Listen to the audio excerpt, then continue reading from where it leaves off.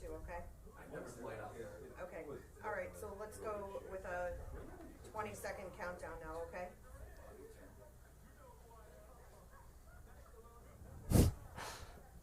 So, I said I'm off for afternoon. 15 seconds. I'll tell you later. I'll tell you at 11. 10, 9, 8, 7, 6, 5, 4, 3, 2. Hey, how's it going, everybody? Welcome to WKYC's Digital Draft Special. I am Ben Axelrod. We will be with you throughout the evening for all 32 picks in this year's first round of the 2019 NFL Draft. Joining me is Bud Shaw and Nick Camino, my cohorts for the night. Guys, welcome. You're stuck with us, Ben. We're going to be here for a long time. We're going to be here for a long time, but it's going to be a good time. The Browns obviously do not have a first-round pick. They already used their first-round pick to acquire Odell Beckham Jr., and that's right. There is, of course, the possibility, as always, that John Dorsey could be a mover and shaker tonight, as he often is, and move back into the first round. Bud, do you expect that to happen? Well, I mean, based on how aggressive he's been to this point, certainly, yeah, I do. If he sees a guy there that he thinks could step in September and make a big difference, yeah, I wouldn't put it past him at all. He doesn't seem to be the kind of guy that likes to sit on his hands. I was just going to say, it seems like on the surface maybe that wouldn't be something they want to do, but then all of a sudden the picks start happening, TVs are going, phones are ringing. I start to think, yeah, maybe that's a legit possibility tonight that they could try to do that. If they don't do it, is it the end of the world? No, but I do think that that's something that we could end up seeing. If it happens, I don't think any of us will be surprised. Here's what we can say for sure. Whatever he does, it'll be widely applauded. Do you remember when they drafted Jeremiah Farms and he had to go serve a prison sentence first? If Dorsey did that, they'd say, well, yeah, the guy will be well rested when he gets back. So he's got that going for him. Hi, Hello, Jim. how are you guys? Bringing the voice of the Browns, Good. Jim Donovan. Jim, how's it going? It's good. It's good. Happy draft night. It's a very different feel here. Weather-wise, it's pouring outside. I mean, it was totally different last year. It was sunny, and the sun was shining on the Browns last opening night of the draft. Ominous, yeah, Baker Mayfield. Yeah, it's how you look at it, but you have to get out of that mentality. It's get hard. away It's from hard, that. Jim. Those days are gone. After all these years. We were just talking about the possibility of the Browns moving back into the first round tonight, but you mentioned last year. Let's look back at last year and what a difference really a year makes. Yeah, it's unbelievable. I mean, it really is. I mean, last year would have marked the 20th draft since they came back. And I think, it's amazing how 19 years of really questionable to deplorable drafts can sink a franchise. But if you hit on one draft, and they did last year, and they hit all over the place, all over the board, everywhere, then I think that it's amazing how it can just turn things around. And that's what it did. I mean, with Mayfield, with Ward, with Nick Chubb, the kid Corbett's going to play this year, with Jannard Avery, with Callaway. I mean, it's just amazing what they were able to accomplish in 1 year after 19 years of being, let's face it, in most of those years, very high in the first round. Yeah, and just bungling picks. The fact that a quarterback was part of that last year. Can you imagine if you're sitting here right now trying to decide whether Kyler Murray's big enough, whether Haskins is the right kind of guy, whether he's accurate enough. Right. Having all that in the rearview mirror is a great thing for this franchise. Well, there are 10 teams, I think, Bud, that are probably in the market for a quarterback, whether it's tonight or tomorrow night or maybe even Saturday. So there are 10 teams that are looking for a quarterback right now. Thank heavens one of them is not the Cleveland Browns because, it's just been such an excursion for them. And they've tried to do it every which way. I mean, drafting them, trading for them, free agency, drafting local guys like Charlie Fry. I mean, you just kept throwing the dart at the dartboard and hoping that you could get the bullseye, and they finally did. Yeah, and to Bud's point, I mean, this year's class, it's a very strange draft class in terms of the makeup, very deep at the defensive line position. The quarterbacks, there's 4 kind of first-round guys, but it's tough to tell if that's based on need or based on the actual skill of the quarterbacks. Yeah, well, let me throw this at you. Yeah. If Josh Rosen was coming out of UCLA this year and into the draft, might not be the best quarterback on the board, and he could be traded tonight or certainly tomorrow by the Arizona Cardinals if they draft Kyler Murray tonight. I mean, if Josh Rosen was I think he was 10th overall last year, taken by Arizona, I think he would be by far the best quarterback in the class coming out this year. That's how different the class is this year. Yeah. I mean, the only reason he's expendable is because they hired a head coach who's not proven that he can win in this league. I mean, isn't that a dangerous thing to base your quarterback decision on a coach that you don't really know that much about? Well, it's a coach, too. I think it's, but I'm wondering if the NFL is now accepting the fact that you have to go to the spread Big 12 offenses, and I'm it's not a slam on the Big 12, but it seems as though that offense is kind of, it's embedded in that particular conference, and the NFL is saying, okay, I mean, look at Baltimore did a little bit last year with Lamar Jackson, and I think maybe the NFL is saying this might be the way we're going to go, so let's go get a coach here and give him a quarterback that knows how to run that offense, but let's go get a coach that's kind of it looks as though his fingerprint is on that offense in Cliff Kingsbury, because it's a very bizarre hiring. Yeah. I mean, if you follow his career, I mean, it's not like he wowed anybody at Texas Tech. Yet he did have Patrick Mahomes. He did have Baker Mayfield. He's been pretty successful in coaching that style of offense and then having that kind of quarterback in it. Yeah. So are we feeling like Murray goes number one? Is that kind of the consensus now that we're thinking here? Well, I mean, it goes back to, they hired that particular coach. Yeah. It seems as though that's the trait that they're looking for. That's the way they want to go. I would say unless they are sending out a real fake on everybody, and the way that they have mistreated Josh Rosen and not given him any kind of endorsement or any kind of confidence, it would seem as though that's the marriage that is Kingsbury with Murray. Right. I mean, going back to the Combine, all the buzz has been about Kyler Murray and the Cardinals, and then this week is when you've started to see that buzz maybe simmer a little bit, and I think that's been Arizona probably trying to create a market for Josh Rosen, because it doesn't make a lot of sense to drag Rosen through all of this and then turn around and take Nick Bosa or take Quinnen Williams. Shifting gears, though, to the Browns. They don't have a pick tonight. Do you look at this like the number 17 pick? That's Odell Beckham Jr.? That's their first-round pick? Yeah, I think so. I'll go back to 2008. And you go back one draft even before that. So 2007, the Browns draft Joe Thomas, number 3, okay? And then they surprise everybody, and they go back up into the first round at either 21 or 22 to Dallas, and they take Brady Quinn. And they come in the next year, and I have to be honest with you, I had real buyer's remorse when they went into the draft in 2008 because they didn't have the first pick. There was no declaration that they were going to go to Brady Quinn right away. Remember, they gave Derek Anderson a big contract after a very successful 10-6 2007 season. So I had buyer's remorse and, proved to be correct on that. I don't have that at all this year. I mean, I would look at Odell Beckham Jr. and what he brings to this offense with what's already there, and they give him to this young quarterback that has, no fear at all of putting the ball in the right spot. And I just say, there's nobody in the draft right now, certainly a wide receiver, that would equal up to that talent. As you look at the possibility of John Dorsey moving back into the first round tonight, do you think that's a real possibility, or do you think that's kind of Dorsey keeping everyone on their toes? Well, here would be the scenario, I think. I mean, I think they like this kid, Jeffrey Simmons, from Mississippi State.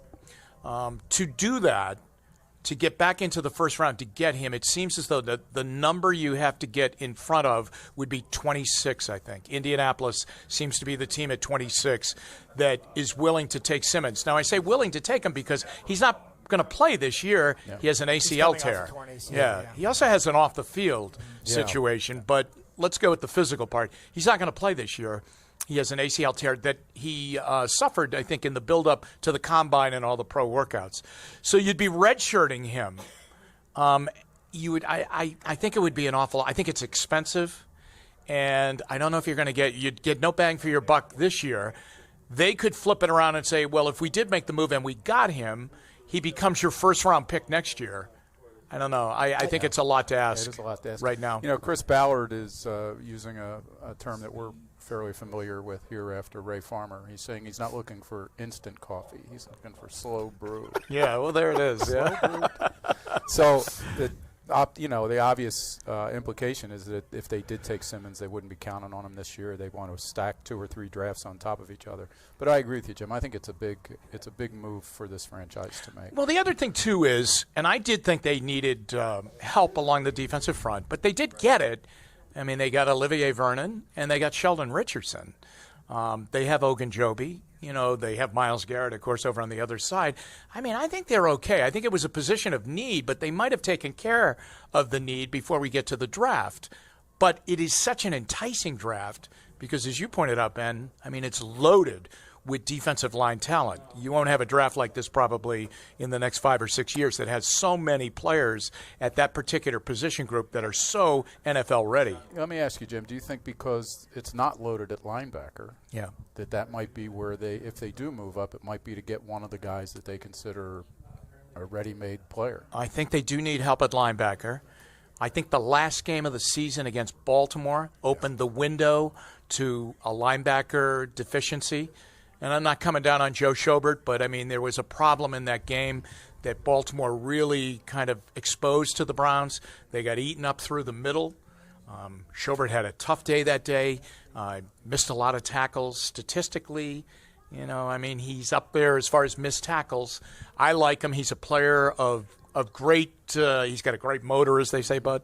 But, yeah, I mean, I think I think there are 2 spots that they need immediate help at. Cornerback and linebacker.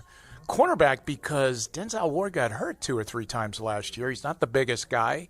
And there was a point in the season last year where Terrence Mitchell was hurt, Carey was hurt, Gaines was hurt, and Ward was hurt 2 or 3 times with the concussion problem. You can become very naked in that secondary when those corners go down like that. So you know how they say you can never have enough pitching? Yeah. You know, kind of going back to, your beat there with the Indians, Sure. but you can never probably – it's well advised to stock up with corners. Since you mentioned corner, and we want to focus on some local guys, you had a chance the other night to catch up with Mr. Lane, Michigan State. Good player. Just what did you learn from him, in the interview you had, and could he be a guy that might be in the crosshairs? Well, he's an interesting story. He played at Benedictine. He played on a state championship team there with the great player Jerome Baker was their Mr. Everything that went to Ohio State. He's with the Dolphins now. He was a wide receiver. And he played a little defensive back at Benedictine, but he was a wide receiver when he signed at Michigan State. So he's at practice one day, and he did a back pedal. And one of the coaches said, "Hey, why don't you do that? Can you do that again?" So he went over and he backpedaled again, and they said, I got to be honest with you. It's going to be faster for you to get on the field if you become a cornerback versus a wide receiver. So he wasn't totally into it, but then he said, okay. And he went out, and now – Nick, he's a new breed. He's a taller corner, which I think is a good thing for him and for whoever gets him. He's got great length, and he made some big plays for them. He said the Browns were very interested in him. I think he talked to them just the other day. He wasn't at the local workout, but he had a one-on-one with them. He's getting a lot of interest from all around the NFL. He feels he could either go tonight, late in the first round, but certainly early in the second round tomorrow. I don't know that he would last till 49. Jim mentioned his height. He was walking out of the newsroom after you got finished interviewing. He's taller than me. What basketball player was in here? Well, I actually think that he is taller than me. That's the new breed. It's the new breed quarterback in the NFL. But you have all these tall receivers, right? Yeah, it's mathematics. True. They're tall. Well, you mentioned Denzel Warden and his size, right. And that's one thing for as great of a year as he had. I remember heading into that Saints game in week 2 and thinking, I don't really want Denzel Ward being the guy following Michael Thomas around because Michael Thomas is such a big, strong receiver. Right. Justin Lane is a guy who could give the Browns that flexibility and that versatility to create matchups with Denzel and use both of those guys to their strength. Yeah, and the other thing, it wouldn't be a bad idea, and I go back to the Dixon and Minifield days, it wouldn't be a bad idea to have a tandem of your homegrown defensive backs. And these guys would really be homegrown. These guys are both from our area. But, you drafted them, you developed them. So you would have Ward on one side and this kid on the other side. He would love to be a Brown. He definitely made that clear to me. He's in town. He's having a little draft party, and he's a high commodity right now. Jim, when you look at this team as far as needs go, where do you put offensive line, and how do you think they address it in this draft? I don't think it's a big priority for them, and here's the other thing. But I think that if you go through the offensive line, they wanted to get a spot for Corbett, and they wanted to get Zeitler's contract, I think, which was a little heavy for them for a right guard. Mm-hmm. They wanted to get that off their books. So they moved him, and they helped themselves by getting Olivier Vernon, but they get Corbett in the lineup. I mean, they were trying all year to find a spot for him, and I think there were a lot of people that by midseason thought that he could become the starting center for the Browns. But J.C. Treader played well, and he played heroically on that high. Out of the huddle either. Huh? He never came out of the huddle. With a high ankle sprain all year long. I mean, that's a tough thing to play through at that position. Now, Greg Robinson's only signed to a one-year deal. Right. Hubbard, I think they thought got better and better as the year went along. Remember, he played a lot of spots in Pittsburgh, but he didn't play a lot in Pittsburgh. I mean, he filled in all across the offensive line, but he didn't. The bulk of his playing time, he didn't start a ton of games. He was kind of a stopgap for them. But I think once he got into it, he played very well. They still have that kid, Desmond Harrison, that they're fascinated with, the kid that won the left tackle spot coming out of camp. But as Doug Deacon kind of saw through the early weeks, he started to have a problem. He was getting bull rushed all the time, and the book on him was you just go right at him. I mean, they've got him now in the off-season conditioning program, so he's there. I think eventually Corbett will be the center, but then John Dorsey did a little fix-ups in free agency, bringing guys in that will be depth guys for them. So I don't know if that's a high priority. If anything, Bud, there are a couple of right tackles that are very, very good. I think there's a kid in Washington that's a really good player, a kid at Ole Miss that's a really good player. But they'll probably be off the board before I think they would address that. Is it too early to ask about the possibility of maybe drafting a kicker? No, I don't think so. But I would tell you this, Nick. Not tonight. Inside the building, and especially with their new special teams coordinator, Mike Prefer, he likes Greg Joseph. Okay. Now, he was in Minnesota before he came here, and he said he liked him when they were taking a look at kickers there because, remember, they had a mess with Blair Walsh, missing big kicks for them. So at least, I don't know if it's just dialogue that he's putting out there that he's confident in the kid. They don't have a lot invested in him. I mean, he's going to come to camp. If you draft one, though, don't you? I mean, if you draft a kicker, he's got to be your kicker, don't you think? That's why Zane Gonzalez got his draft. I mean, really. I mean, Gonzalez made like one field goal in the preseason that year, and they gave him the job. Yeah. But, I mean, if you draft one. Is that crazy to you to try and draft a kicker? I mean, there's a guy from Utah that's very draftable, I think. There's – no, on the other end, you either draft one and you draft them you'd go 6th, 7th round on that, or you pay top dollar for a guy like Robbie Gould, right, who's 72 out of 75 since kicking with the 49ers. They franchised him. He's unhappy with the long-term offer, so he wants out of there. Yeah. His first NFL field goal was here in Cleveland. He kicked it for the Bears. That's right. But, you either you pay a ton or you draft one. But if you draft one, I think he's your kicker then. But I think they I wasn't totally sold on Joseph. I thought that it was sketchy near the end. I thought he put them in some scary situations. Missed extra points, hitting the upright a couple of times. He missed a big kick in Baltimore that came back and beat them. Even the game winners that you called, I think I was just sitting there like the one that had yellow paint on it. Yeah. I don't know, but at least now they say, hey, we like Greg Joseph. As you look at tonight, assuming the Browns don't trade back in, and I'm like you, I'm pretty skeptical that's going to happen. Are you interested to see what the other three teams in the AFC North do? Especially, I think the Bengals are a team that people are linking to. Maybe this is the year they move on from Andy Dalton. The way the quarterback class is shaping up. People are talking about Pittsburgh trading up from 20. Baltimore with their new direction with Lamar Jackson, I think, is interesting. Are you interested to see the way those three teams approach tonight? Yeah, I think so. Pittsburgh in particular, because it seems as though they really are at the realization that Ryan Shazier very valiant, but not going to be, in their plan as far as being able to do what he did, or I don't know if he'll ever play. Yeah. So I think linebacker for them, I mean, the Steelers, they grow their linebackers, but they may need some immediate help at linebacker. I think they need some cornerback help. And they just give Big Ben a big contract, so they're settled there. But, there are no more Antonio Brown and no more Le'Veon Bell. Now, they've dealt with the Bell thing because he didn't play at all last year, but you wonder what's going to happen with them. They're interesting. Baltimore, are they going to build around Lamar Jackson, or are they going to have to take a look at their defense? Because for so long it's just been a given that the Ravens have a great defense. Well, the Ravens don't have a great defense anymore, and they took some hits in free agency. Suggs is gone. Mosley's gone. Some Weddle. Other players are gone. Eric Weddle. Eric Weddle is gone, yeah. So, that's going to be interesting to watch, too. And, Ben, I don't know what's going on in Cincinnati, I really don't. Zach Taylor could walk up right here and he could be sitting right over here, and I wouldn't know that. But, I don't know. Do teams ever react to what they see as their main division competition do? Like, in other words, are the Steelers going to sit there and say, Browns just got Odell Beckham Jr.? Yeah, I think they do. They may do something in their secondary anyway, but maybe they bulk up there. Joe Hayden's a little long in the tooth. Right. Artie Burns hasn't really been he had a great rookie year. He hasn't put good improving years on the back end of that. Yeah, I think so, Bud. I think if you're the Steelers and you look at the Browns right now and you surmise and say, I think that's going to be the team now we're going to have to go through. I mean, we're not going to go in there and get 2 easy wins off the Browns. We may really struggle to get 1 win off them. Now we got to handle Odell Beckham Jr. We got to handle Landry. We got to find an answer to Mayfield. We got to handle Chubb.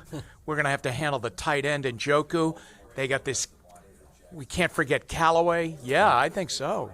I really do. I think you're going to have to look at the Browns if you're the Ravens, Bengals, and Steelers and say, you know what, we have to deal with this twice a year. When we started talking to you, you referenced the 2008 draft and said you had some trepidation, buyer's remorse. Did it have anything to do with Bo Bell and Martin Rucker being the first 2 picks? Well, they didn't trade the first rounder. They traded the second and third. Well, they remember they got Corey Williams and Sean Rogers. That's right. Yeah. Okay. Sean But didn't they get a Taba Rubin in that draft? Yeah, right. They did in the Well, I 6th round. thought I built my house on a Taba Rubin. So I always loved a Taba Rubin. They picked him just ahead of picking Paul Hubbard. Huh? How's that? Does that name ring Bo a bell? Bell, I remember. Yeah, that was Phil Savage's "we're going for it" draft, right? Yep. And we're going to go for it by getting players who are ready to go. Yeah. What a disaster! That was a disaster. Everybody's talking about how tonight feels different, but Jim, I think you can remind it this is a good different. I mean, this is. Yeah, this I is think all so. Yeah, you can really. I think you have to.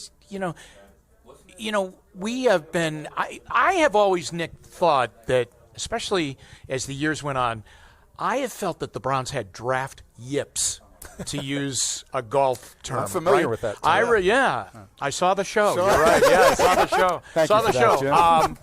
A lot. It's on more than telethons are on now. I mentioned that to you earlier. Anyway, they were the team that can't make the 2-foot putt.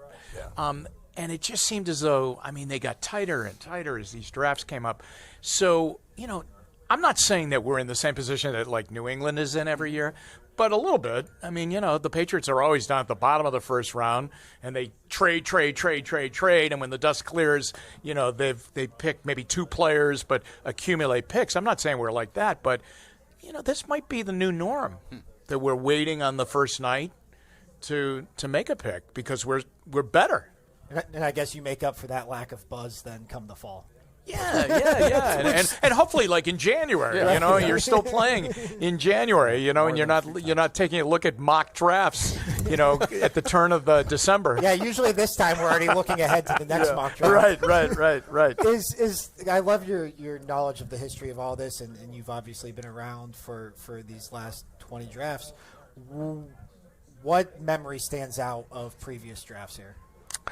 Well, I remember the first one. I have to tell you, I was Channel 3 had the deal with the Browns when they came back in 1999, so we had incredible access. So I remember flying with Al Lerner to the draft and coming home with them with Tim Couch, who had just been selected number 1. And I'm sitting in the back of his amazing plane, and Couch is sitting there with his then girlfriend, who I believe was a kindergarten teacher in Kentucky at the time, and the Browns legal person was on the Lal Hannigan. Do you remember him? Mm-hmm. But Lal Hannigan, he was their legal counsel that did the contracts, and he opened up his suitcase and he said to me, "We actually had 4 contracts ready to go because if you remember, the Browns weren't going to draft anybody unless they had a signed deal." Yeah, I remember that. Right. So they had a signed deal with. They got the deal done with Couch. Friday, the draft was all day Saturday, and they got the deal done like at midnight Friday, Saturday morning, and he was going to be the number 1 choice. But he pulled out 4 contracts: Ricky Williams, Donovan McNabb, Byron Leftwich, and Couch. And they had 4 deals ready to go. Leftwich was that? Yeah. Wow. Yeah. No, I'm sorry. Achilles Smith. Excuse me, Achilles Smith. Yeah. Okay. Yeah, Yeah. the kid from Oregon. That's Anyway, wild. that was pretty amazing. Is that a good way to do business? Whoever agrees to a contract, I'll take you. Well, if you remember, though, they were so up against the wall. Yeah. Remember, they had just gotten the team. He got the team on Labor Day, and here they were. And remember, they had the expansion draft down in Canton. They'd gone out to watch Workout Couch, and it wasn't great the first time. Well, they went to his pro day, and they didn't like what they saw. And so then they had the auto show over at the IX Center. And they brought Tim Couch in. And he threw a ball through a window, and they said, No, here's the story, though. And Chris Palmer, who's the head coach, is sitting beside him. And Couch gripped a football, and Chris Palmer went, "Hey, can you do that again? Can you grip that football?" And he went, yeah. And he goes, "You're gripping the football all wrong." So they changed his grip. At the auto show? At the auto show. Picked up a Ford Explorer on a lease, and then set up their own personal workout. Remember, they said, we're going to go back. Yeah. So they flew. They all got on Al Lerner's jet again. They flew back down to Kentucky with his new grip that he worked on. They gave him like 10 days to work on the grip, and they went down, and they were...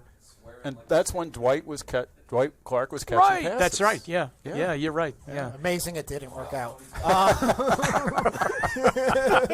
He was actually better than he was not served well by the team. He was not served well by the team.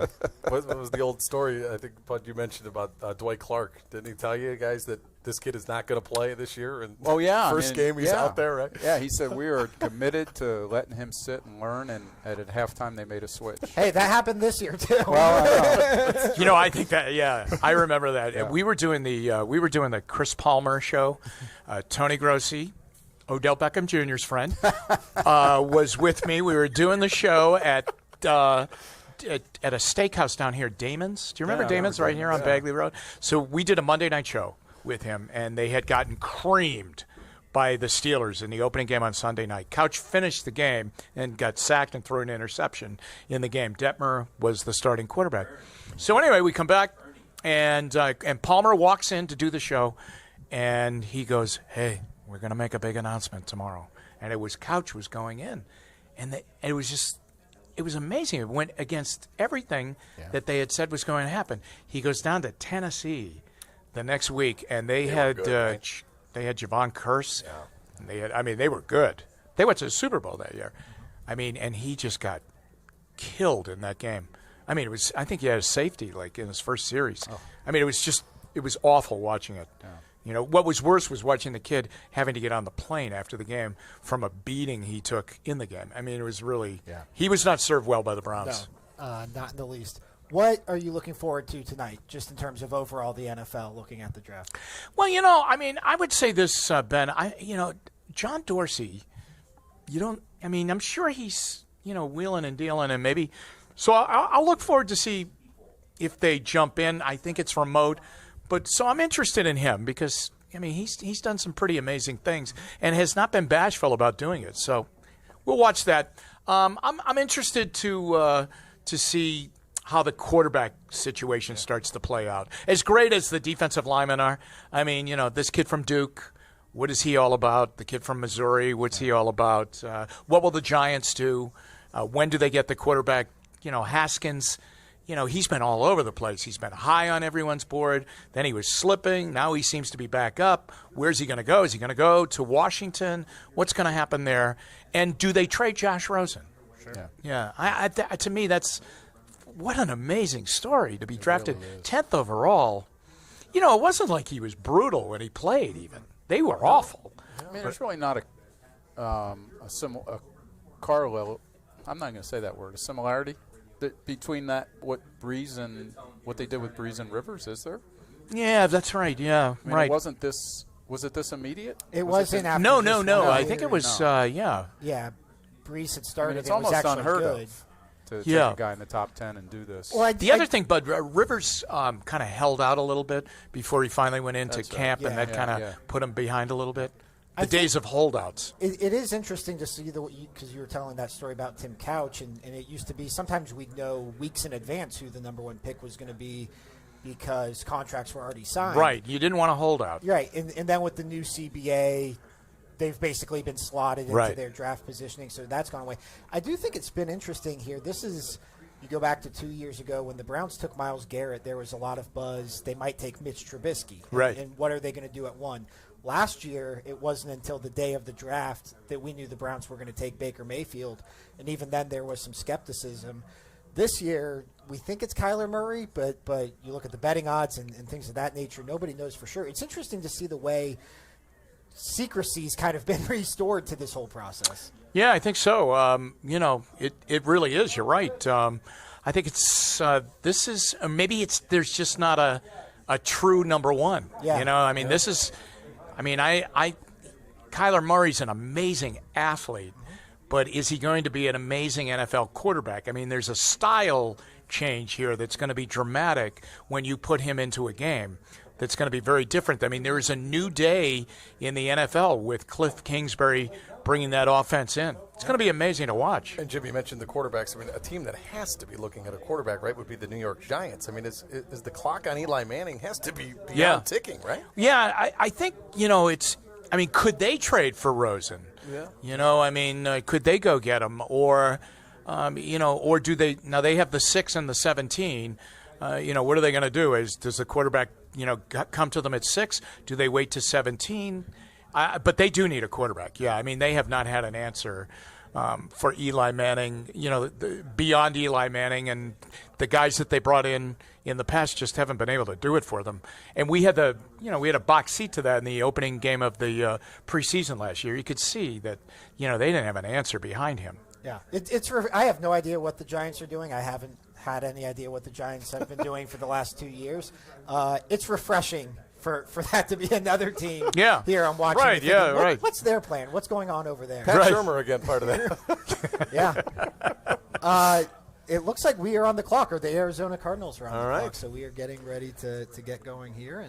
And Jim, thank you for joining us. Thanks, guys. Good to be Great with you. Perspective, All right, always. Thanks, thank Jim. you. Thank you. Good to see you. And we will get going here with the 2019 NFL Draft. Great stuff from Jim Donovan, as always. Great insight. I love the stories about the past drafts. I could have gone year by year from 99 to 2000 to 2001. I kind of knew a little of that story, but I didn't know they had 4 contracts. I know that they were trying to use it as leverage on Smith and Couch and saying, we're not signing a guy who hasn't signed it. We're not drafting a guy who hasn't signed a contract. Which one of you is it going to be? I didn't know they did that with. I could have had Ricky Williams. The Sports Illustrated cover is just embedded in my head. Big dog on the cover with Tim Couch and I was thinking they need to recreate that one with Baker and Pumpkinhead and Myles Garrett.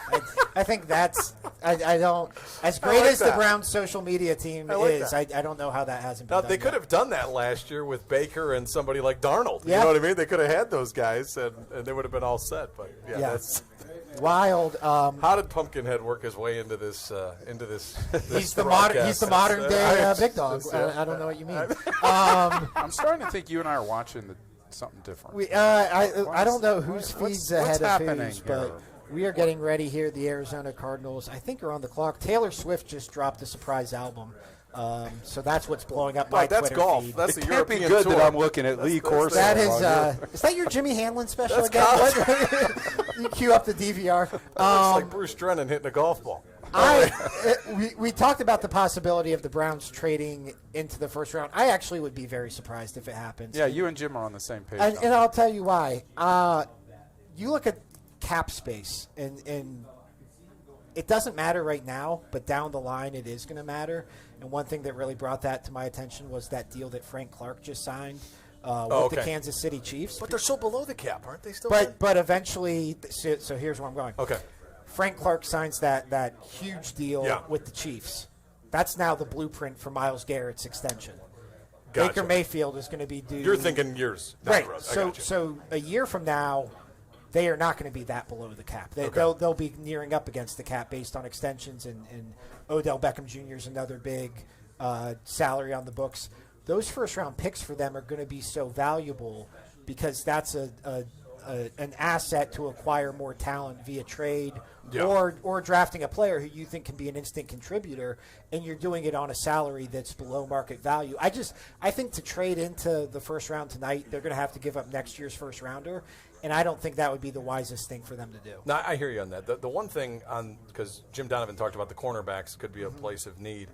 One guy who's made it clear that he doesn't feel like he wants to be back in Denver if he doesn't have a new deal is Chris Harris Jr., who I think is one of the best corners in the NFL right now. I mean, would that be something that we would look at, or does that go back to your money? Because this guy might be looking at north of $50 million, I think he wants. Yeah, I don't. You don't see that. They would have to restructure. He wants to restructure in between adding Odell, between the extensions coming down the pike. Demarius Randall's in line for a new deal here in the next year or so. That goes back to your point on the salary cap. Yeah, They're not going to be this far under. I know there's this idea that salary cap, it's all fake because these are non-guaranteed contracts. But then you're looking at, well, are they not going to re-sign David Njoku? Yeah. Do they have to cut bait with Jarvis Landry? Like, you can only pay so many guys $15 million or more a year. I think right now their core is in place, and I think I would rather add to that core in the coming years with first-round picks than – and I guess if you were doing it with the idea, well, this year's first-rounder becomes next year's first-rounder, then it's different. But I like the idea of kind of spreading out when all these extensions are going to be due for You're guys. not ready to say, well, next year's first-rounder is going to be number 29 or 30 Well, anyway. I think We're not going there yet, bud. If you're in the Super Bowl, it's 31 or 32. There you go. I think that's what they're probably looking at. Here's the one thing that I think Browns fan needs to keep in mind, that it's been since 2007 that this team has been over 5. That was the last time they were over 500. Listen, 7 games, 7-win improvement was terrific. We feel like they got the building blocks, the franchise quarterback. But this is still an organization that has not been over 500 since Joe Thomas's rookie year. I just feel like not that we need to be in the wait-and-see mode because we're allowed to get excited, but I do wonder if some of the excitement is some of the excitement, it's okay to be excited, but I just wonder if some of that we need to temper a little bit at times. I think so, but I also think in terms of what we get our first. I think we're going to have a brief interruption That's okay. here. That's no, all you're right. fine. We knew this was coming, so That's all right. We're going to go back up. They're going to go back up. I think we have to go that way. okay. All good. Maybe not yet. Just know that if you pick door number 3 tonight,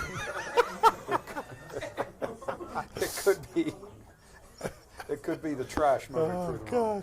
I hear what you're saying in terms of pumping the brakes on excitement. That was all. I mean, because it's been so long since they've been over 500. I think, though, from the Browns' perspective, though, they have to go all in. And I think that having Baker Mayfield on that rookie contract, that was an old debate that Bud and I had before they acquired Odell Beckham Jr.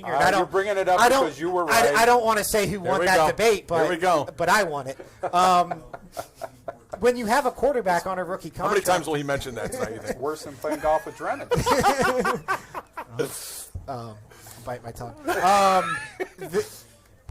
When you have a quarterback in a franchise quarterback on that rookie contract, I hear what you're saying. The window. Your window, Yeah. that's your window. And you see it with the Seahawks. You see it with all these teams with quarterbacks on rookie contracts. That's when you have to really go all in because it's such an advantage over the rest of the league. It's like that window. We always hear it in baseball, the window of opportunity in Yeah. a lower to middle market. Well, I do think, to your point, you're right. I mean, there is a window of which you need to go win. Is this it, Bud? I What do see you got? Roger Goodell coming out. Now, is this to give us? I'm looking at is it Broad Street? Past. No, you're just Bud's a little bit. I'm behind now. See, Not this for is- the first time, Ben. You're a little bit behind. But so I won the Odell Beckham Jr. debate, and I guess that's what You we're have really noted trying to second say. time. That's the second time. What I asked Jim this. What are you guys interested in seeing here tonight as we get underway? I mean, obviously, from a Brown standpoint, it's do they trade back in? But I'm interested to see some of these quarterbacks. A guy like Dwayne Haskins. It seems like everyone's either had him very high or very low. You heard some people saying he could go as high as 3 or 4 tonight. Some people saying he could fall into the late first round, early second round. So I think that's something I'll follow. Well, you hit on it when you asked Jim the question. I'm most interested in seeing what the Steelers and Ravens do. Yeah, Because the Browns don't have a pick in the first round.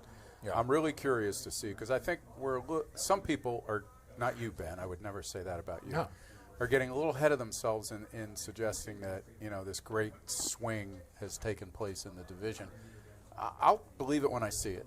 I they think just the re-signed Steelers Big are Ben, still right? pretty good, and I think the Ravens are a terrific organization. So I think this team has the most talented roster here, the Browns, but I'm very curious to see what these guys do to help themselves as it pertains to what the Browns did in the offseason. Yeah, I'm interested to see the reaction to people in Pittsburgh because it seems like everybody's talking about the Browns. They're certainly the flavor of the month. But I am wondering how that's playing inside that locker room, how Tomlin's going to use that as motivation hey, you know what? Let's kind of use this as, all right, everybody thinks we're out of here. We're old. We've got guys that are gone. And I think the Steelers are going to be playing with some motivation this year. well, that's something John Harbaugh alluded to at, I think it was the league meetings in Arizona. He said the Browns are the most talented team in the division, but that's not what matters. That's not that doesn't count for the standings. That we'll see who the best team is.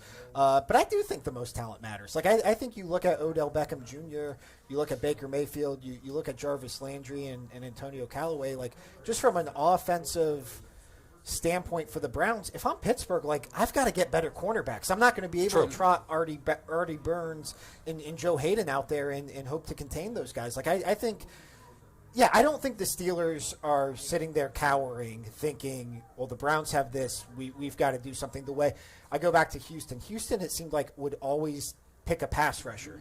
And their whole methodology behind it, their whole reasoning was we need to get to Peyton Manning because they played in the AFC South against the Colts. And that's how they justified taking Mario Williams over Reggie Bush. And Vince Young was we need to get to Peyton Manning. And I don't think the Steelers are thinking that way, but I do think they're looking at their cornerback room, which was already depleted in a need of an area of need for them, and they're looking at the Browns and saying, how are we going to go out and guard Odell Beckham Jr., Jarvis Landry, and Antonio Callaway? Yeah, I agree. Their whole defensive backfield, even safeties too. I'm watching this I have no with idea the sound what I'm off. What the heck This happened is maybe the oldest number 1 draft pick I've ever seen. I don't know what I'm watching, so I'm trying to see if there are reports out there that the Cardinals have made their pick because sometimes these things leak, but it doesn't look like it has. How does that happen? Does somebody have someone in the video room that the pick is coming from? That is ask my friend Zach Jackson at The Athletic because he's made a name for himself tipping these picks the last few years. Is that coming from a video of the video room where the graphics are coming up? How does that happen? I think once that card gets turned in, all bets are off. Okay. And I think that certain eyes see that. Yeah, I think that I don't know if they've cut down the availability of that, or even I think there was a longer window from that card getting phoned in to the pick getting announced. Okay. I think they might have streamlined that process. I don't know though. So to answer your question, I do. I know the NFL years ago when that stuff started happening more and more, they tried to put the kibosh to that because they want this to be sort of an entertaining event. That's why they've made the first round a primetime event. Remember, it was just on Saturday afternoons and everything. This has kind of become big show TV here. And well, they just showed the Arizona Cardinals draft room, and surprisingly, they are not playing Jenga. they are on the clock now. Given their They're on the clock draft now. history and coaching search over the last 2 years, I wouldn't put anything. I'll tell you this, though. I don't necessarily hate what they're doing with Kyler Murray and Don't couch Josh it. Rosen. Say you like it or you don't No, like it. I'm Not hedging. don't I'm necessarily hedging because I don't hate. want to wind up on old takes exposed. So I'm going to hedge it. The last time last year I did a. I wish I had hedged that Beckham debate now. Yeah, you should have, because I won it, and I won it swiftly. Like I won it that night. 3 times. Last Okay, year, I called last year one of the worst drafts ever for the Browns. Listen to this. He's not only happy that he won it, he's Yeah. now telling people, I won it quickly that night. Yeah, I think I Like- did. Okay. I That's think, true. yeah, because that podcast was outdated. By the way, Vegas Not for the odds first makers. time. Vegas odds makers set the over and a half at 6.5 for Ben to mention that. Well, He's at 3. well, what already. I have the over, so easy money. I don't hate what the Cardinals are doing, though. Is that bold enough? Is Yes. that a bold enough take? Yeah. You don't like it I either, like you what just the don't Cardinals are There we doing. go. All right. There it is. Because they have identified their quarterback in Kyler Murray, new coaching Regardless of staff, who the head coach is. but they don't. I think with the new CBA, it's not that new anymore. But it's the newest CBA. It's easier to move on from these first-round quarterbacks, and I think that sometimes Apparently. yeah, I think though that sometimes we look at this through the prism of, Sam Bradford would come in and get a $60 million contract, and it was impossible to move on from him. Now you're not stuck with these guys. I mean, how many times have we seen the Browns move on from Brandon Weeden and Johnny Manziel True, yeah. after just 2 That's years? What's the difference between 1 year and 2 years? Well, the answer is 1 year. I'll say this. I think Baker Mayfield has allowed teams to look at a smaller quarterback. And I'm just saying, not all of them are going to like it after 3 years later. I think some of them are going to regret. It's still a big man's game, and I understand that offenses are run differently. This guy's a tremendous athlete. He just doesn't look the part to me. I'll say that. A little bit small. A little bit. Yeah. Come on. No, I hear you. I wonder if in this, I know I'm using only one example here, but this Russell Wilson type of, he's not that big, but I just feel like Wilson has shown that you can scramble if you're careful, and you're not taking big hits like RG3 did and stuff like that. You can make it work. But I hear you, Bud. I mean, there were parts of his game I kind of said, he played against Alabama. I was scratching my head a little bit, but Baker's great because he sees the whole field, and when he does move, he moves with a purpose. And he's the most accurate quarterback I've seen as a rookie in a long time. Well, to me, and the weird thing is, Baker is bigger than Kyler Murray. They're not really even in the same Murray's size small. conversation. Murray is small. I mean, Murray is small. He'd be the smallest Quarterback since Baker Mayfield. I mean, he would shatter all sorts of measurements for how short a regular starting quarterback is. But to me, even with Baker, last year, I didn't like Baker's size. I just didn't. I was with you. He looked small against Georgia to me, and Georgia was pretty close to an NFL defense. To me, and whenever I'd throw out that I didn't like Baker's size, people would say, well, what about Drew Brees? What about did they have pitchforks when Russell they came Wilson? after you? They always have. That's It's of Twitter. course. Yeah. And I would say, well, those It's a very are nice place. those are the exceptions to the rule in where the Browns are. I don't want to be drafting a quarterback based off of the exception. I think Baker showed that he's another one of those exceptions, but I'm still not ready to make it the rule yet. I'm with you on that. I'm with you on that. I will say this, and I know that a lot has been made about Kingsbury getting the job there, and it's not a popular pick. As a head coach, he wants to make sure that he has his, hopefully his franchise quarterback. So I'm not going to knock him for, maybe he didn't want Rosen forced down his throat. He wants to pick his own guy. We saw the list of quarterbacks that he's worked with in the college ranks: Baker Mayfield, Patrick Mahomes, Johnny Manziel at Texas A&M. That's really where he made his name. Yeah. So I mean, I feel like I don't blame the Cardinals for going with what they believe in. The Browns did it. Yeah. So we'll see. I mean, it shows conviction, if nothing else. That's right. That's right. Yes, shows belief in Cliff Kingsbury. Yeah, I mean, it's a bizarre hire. He's got a Super Bowl ring with he was Tom Brady's third string. All right, 5'10" and 5'8". It's a bizarre hire. Russell Wilson is 5'10" and Okay. 5. They always bring up that. See, I don't Look, he outweighs Russell Wilson by 3 pounds. I third round NFL draft pick, number 1 overall. I have some questions about that 5'10" and 1/8 for Kyler Murray. I don't buy it. There, Did he have I said tennis it. shoes on? Did he have shoes on when he? I think he had lifts. Not that I've looked into them, but they exist. Let's see. Still no leak of the first pick yet, so we are. They got the wraps on the video room. See, this part always bothers me about the NFL draft. Unless you are making a trade or wheeling and dealing. If I mean, they've been on the clock. Yeah, like you've been on the clock since December. Like, get that pick in. What are you doing? Why do we have to go through this? Is this a TV thing? Yeah, how much longer can I stretch? I know. What's the minutes on the clock that we're looking at? How much time do they have left? I think we're about to hear the fourth reference to that winning that Beckham debate. If this stretches out any longer. But it is interesting to see the way that Baker has it. Because if Baker Mayfield doesn't, because another question about Baker wasn't even his size; it was the system he was coming from. Yeah. And Kyler obviously comes from the same system at Oklahoma under Lincoln Riley. We're down to 3 minutes. We're down to 3 minutes. All right, I'm interested after this pick, if it is Murray at number 1, if we're going to start talking about Bosa at number 2, San Francisco. A lot made about his social media. I don't know if it's tirades or who he was following. I was reading an interesting article. I think it was a columnist, Nancy Armour, in the USA Today, who wrote an interesting piece about Bosa and his beliefs. I wonder how much now in that social media age, how much that plays to some of these NFL teams. If they look at that, if that's what. How important is that to a team to say, okay, we're out in San Francisco here. This is a guy who has, for the most part, leaned right. Does that play? He's more than leaned right. Yeah, that's the point I would make too. I think there's. It's one thing to say somebody has. I'm sorry. Did I say lean? I mean a fell. belief in a political party, as opposed to some of the groups that person might be following on social media. Okay. And if those groups are the antithesis of what your diversity in your locker room, that could cause a problem, I think. Now, and teams do homework on that, right? Sure, that has to be. But I don't know whether, Well, we'll talk about Nick Bosa here, unless he's the number 1 pick for a little bit. Nick Bosa is very good at getting to the quarterback, and that. You're going to tell me that trumps everything else, so to speak. No pun intended. It does. That was well done, even if it wasn't intended. Yeah. He will make that San Francisco defense great again. But Kyler Murray here, I think will be the number 1 pick. We're 90 seconds away from figuring it out. So I guess the only question left to ask is who you got, Jordan or LeBron? We're at that point already, are we? No. It's 8:22.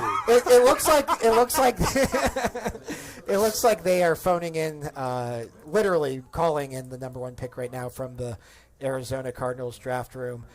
It does remind me of that great moment that the Browns captured on social media last year of John Dorsey calling Baker Mayfield to inform him he'd be the number 1 pick. It felt like that was the first moment we saw with John Dorsey.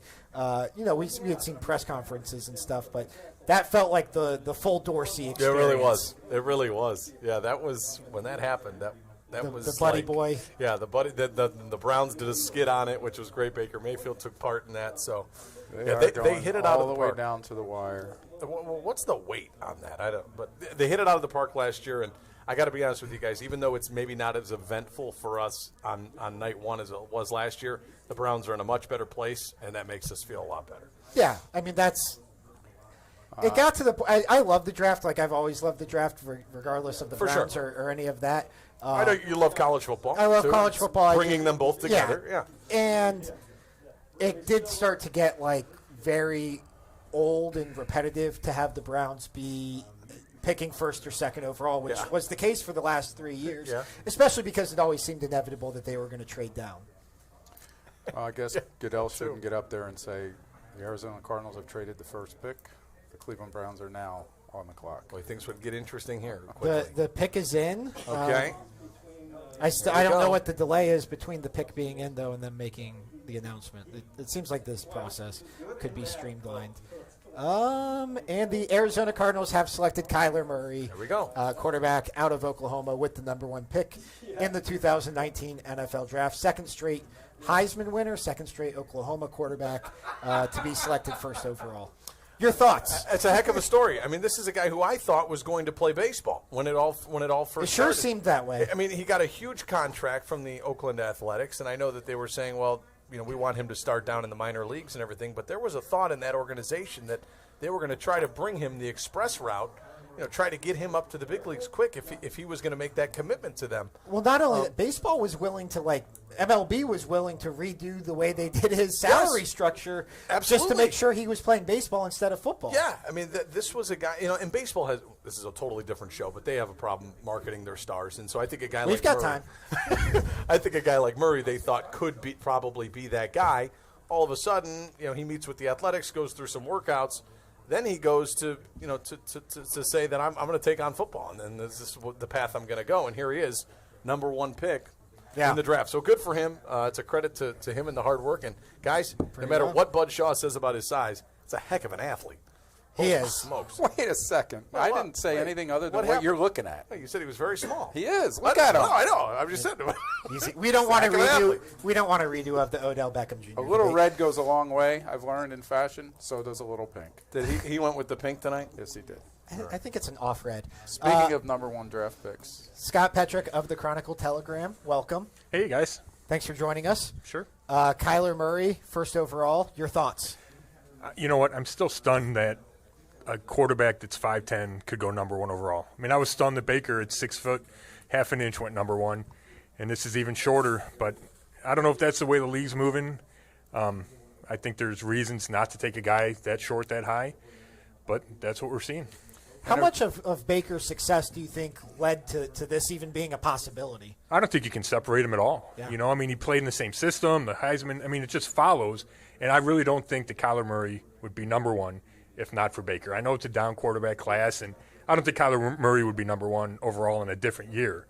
But I think Baker did kind of pave the way for him, which is something because there were short quarterbacks before Baker. I mean, he's not the first one to have success, Drew Brees and Russell Wilson, but I think last year changed things. it's a straw man argument, so I'm the one to make it.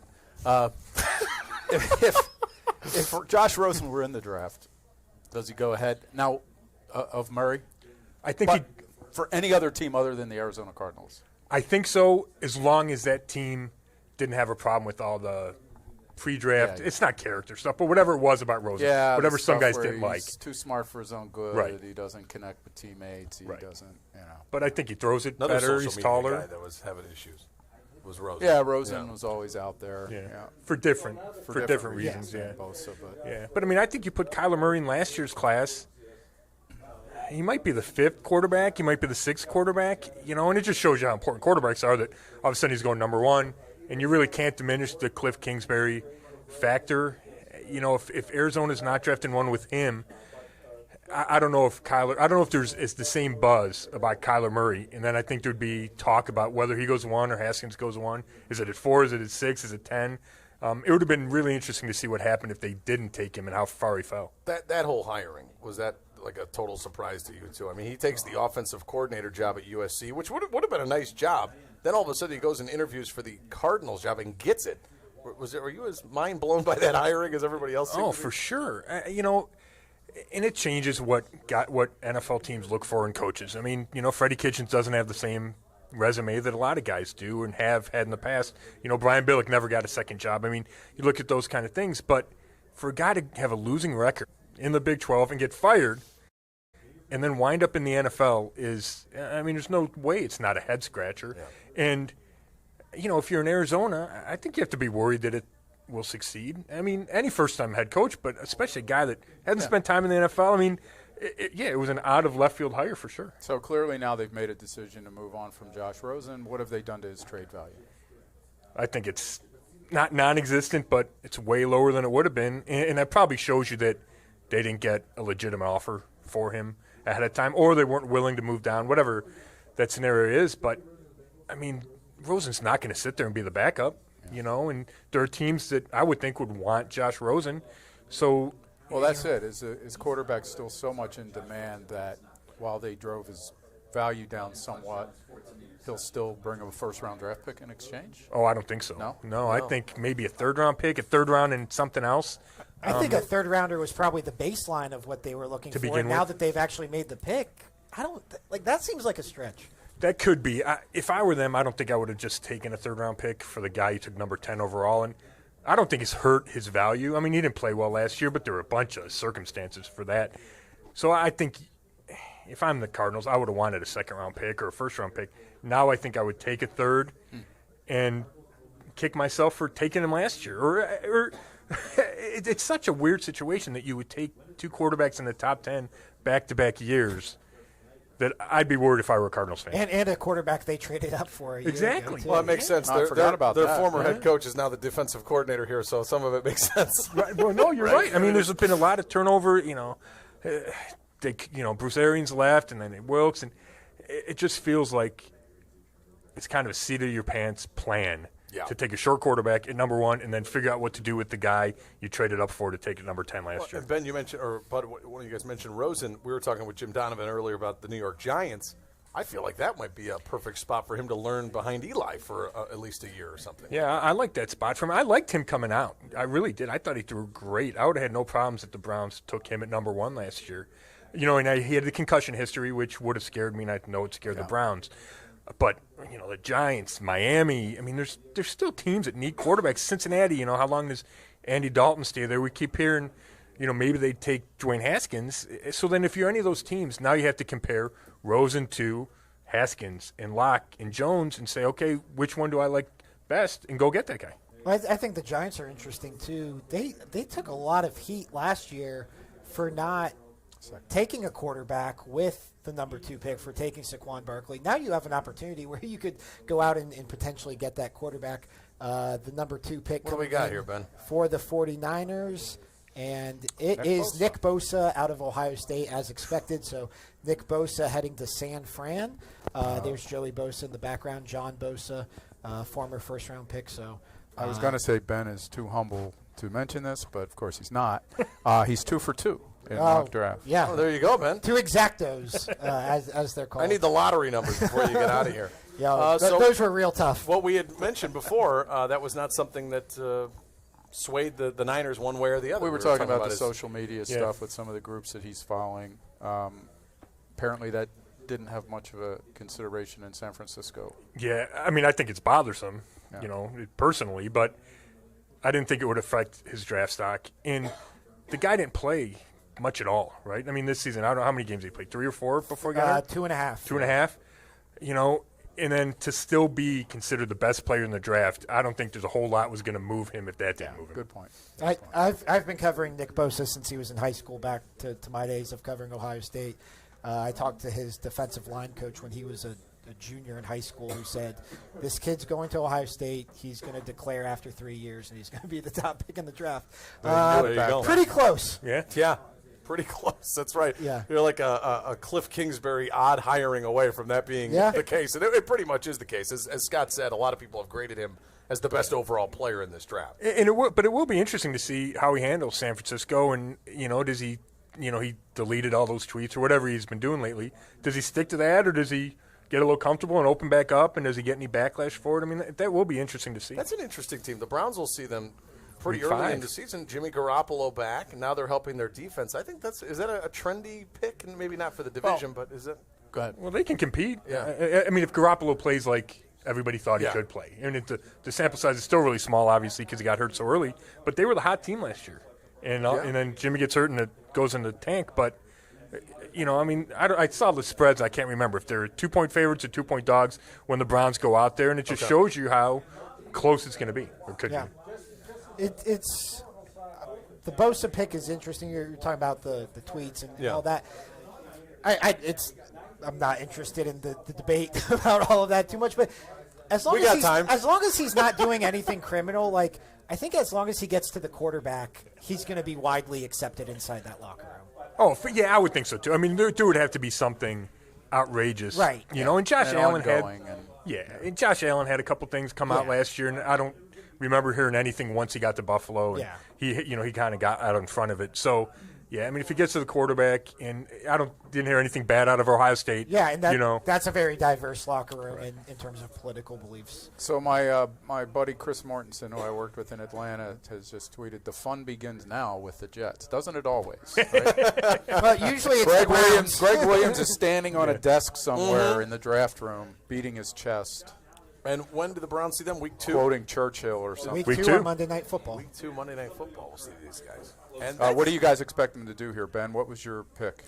I had Josh Allen, the pass rusher, out of Kentucky.